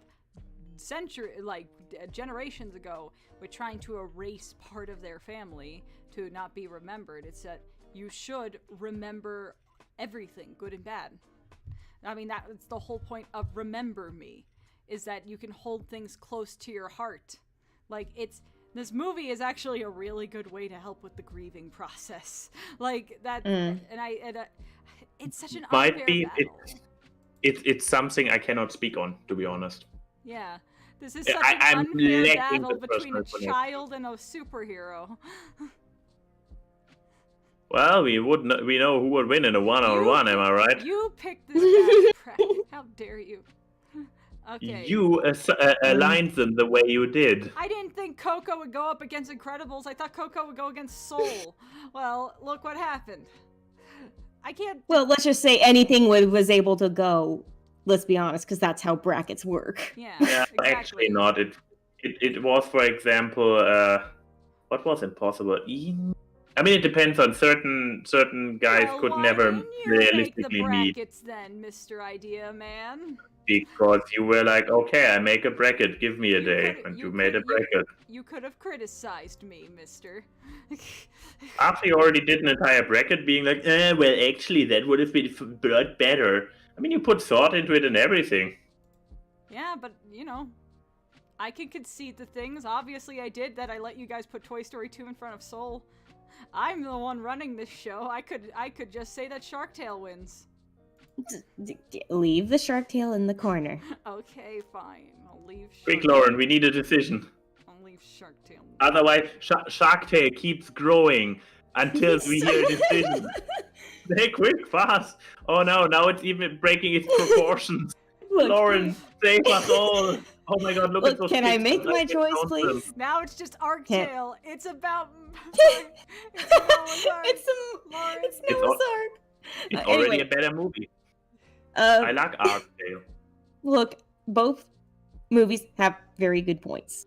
And both being about family, different aspects of family. However, let's see. No. Oh, God, stop it! Get Will Smith Fish out of my face. Get him out of my face. I don't need this freaking mugging the camera. No, get him out of my face. Stop. Okay, but yes, so you were saying. Anyway, I will say I like seeing how the family unit grows and actually comes into their own individuals in The Incredibles. I like seeing that Violet starts to shed her shyness a little bit. She kind of grows from that because she's put into a situation where she has to grow. Yeah. I like that Dash is able to embrace the skills that he already has, and he's been wanting to do it, and he finally has the chance to do it unabashedly and to do it for a good reason. Yeah. I like that Mr. Incredible has his overall character arc. I mean, huge. That he finally comes to realize he had the good stuff all along, and it's all a matter of sharing it with the family he has now. Oh, that he no. can have glory with that family. This Mrs. time I Incredible feel comes the to butt embrace. incoming.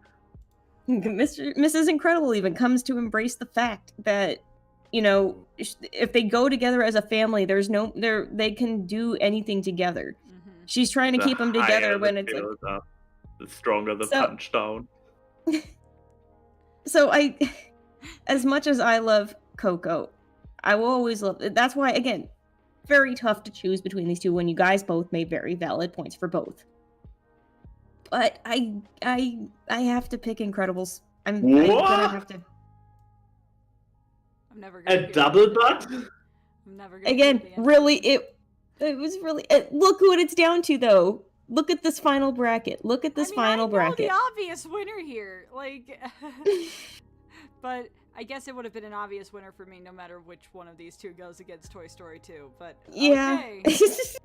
But you know, I will to ease the tension, because God, is this what people feel like when they talk about politics?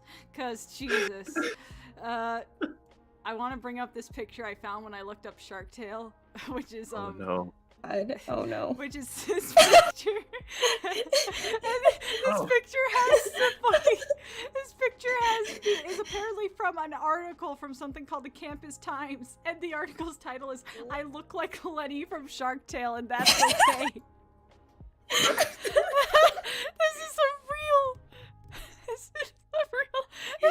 You know what? Article. You know what, chat? I'm sorry. You can't guilt me with Mama Coco anymore. I'm tired of being guilted with the dead. They have passed on. Let them rest in peace. Stop using them and weaponizing them. Let them rest, Stop please. weaponizing Grandma. Thank you. Literally that. It's just. I look like Lenny from Shark Tale, and that's okay. So, We're losing keyframe. Quick, somebody okay, do so something. quick, Sorry. let's make this final decision. The last I'm bracket sorry, here. it's just, Come on. It's just funny. Okay. Toy Story 2 versus I Incredibles. know, but Duke first, it out. I just want to read this last paragraph in this article, where this guy is just talking about how people kept making fun of him in high school for looking like Lenny from Shark Tale. My therapist tells me that the only way to happiness is to accept myself as I am. They might have stolen that from the Buddha, but whatever.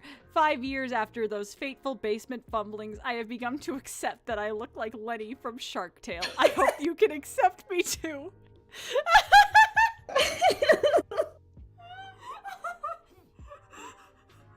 I'm crying.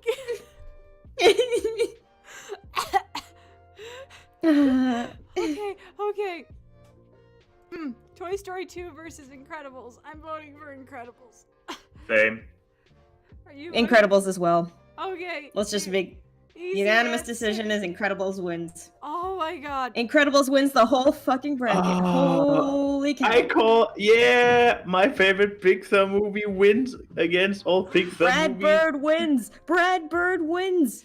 Brad, you know what? At See, the end I of the have day- incredible taste. At the end of the day, Brad Bird wins, which I guess Oh, is what no. we all wanted. But you know how you could beat me? How could I be? If you now put Incredibles versus Over the Hedge. Really? would It's you an put animated Over the movie. Hedge over Incredibles? No, I wouldn't. But I Yeah. loved it so much. But hey, there's still one open point. I mean, hey, why don't we put it against Joseph, King of Dreams? Then we know who wins. One's an actual. Oh yeah, we do. Oh god. But yeah, oh my god, this was. You know what, guys? There's all still the open art- business. What's the unfinished business? There's one unfinished business we have. What it? Yes. And I asked this to the chat too. Okay. Which 3 of those movies on this entire thing have I not watched? Because there are 3 movies on this list I haven't watched. Lauren, If you were paying attention, kids. Lauren, what are your guesses? Oh god. Let's see.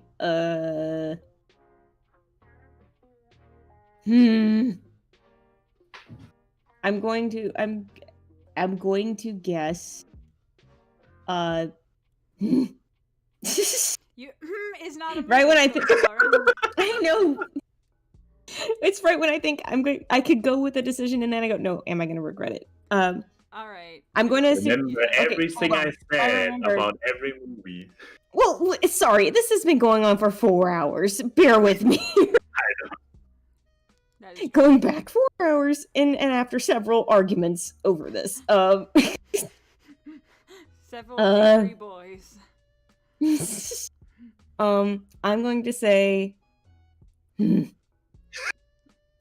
you want me to make good my dinosaur. guesses? Good dinosaur is one of them. Okay. Um, That one was obvious. yeah.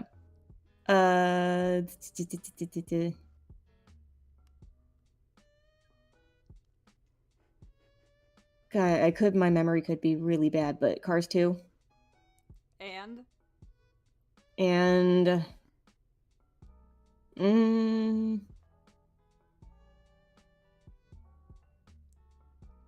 this is really tough. You had a tough guess very early on, where you were very sure, calling me out on checking images online while talking. that was me, Yeah. you idiot. Yes, I know. Monsters University. I mean, That's I was another talking one. to you guys as a collective. Do you think Monsters me and Lauren are University, just a that's my third two-headed guess. creature? No, what? Okay, what are You your mean like the guesses? two-headed monster in Monsters University? Heyo. My guesses would be Monsters University, The Good Dinosaur, and Brave. Wow. So 2 of the same guesses right there. And Lauren was one guess closer than you. Really? Okay, so you've seen Brave. Yes. Okay, so you have not seen Good Dinosaur, Monsters University, and Cars 2. No. I have seen Monsters University, and I have seen The Good Dinosaur. Wait. Okay, so what? Which ones have you haven't seen? Cars 3, Mm. Cars 2, I was gonna guess Cars 3 is another one. and Don't the movie where I convinced you to not vote for the Robinsons, Cars 1, which I never saw in You've my never entire seen life. all You've the never seen Cars? any of the Cars movies? Nope. What the? We've been heckin' bamboozled. Remember when I talked about that BS scene from Syndrome in that Jack special? I'm getting energy from that right now, and I'm scared. Oh no. I don't. Ah! Yes, he stick bugged us, okay, Odie? Yes, he stick bugged us. He stick bugged us. But you know what? Besides this terrifying revelation of how well you can lie, I should win more in Among Us, shouldn't I? you really should. Why do you save your energy for this and not Among Us? But God, you really threw us for a loop with how you acted with Good Dinosaur. Okay, it was easier because Monsters University and Good Dinosaur I both only saw once. Okay. Same with Brave. Mm. I only saw them once. So Okay. my misremembering... Okay, with University I started being silly about calling it a sequel while I knew that it was a prequel. Well, we But, knew that was just the silliness. Okay, fair. But yeah, with my bad memory on those was legit. Okay. While with the Cars ones, I just went by the secondhand knowledge that I got from YouTubers talking about it. And I might have quickly checked the plot on Wikipedia. Oh, So okay. See, this is why you don't win in Among Us. You need to have research to do your fucking lies. Oh my...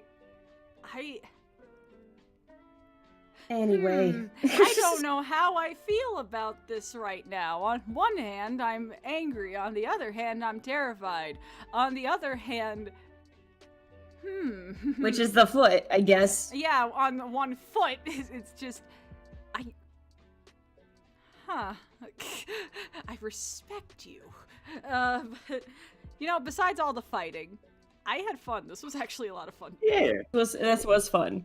If you guys I mean, we all know that the arguing's in good fun. The argument's in good fun. I would never get angry over a fucking movie.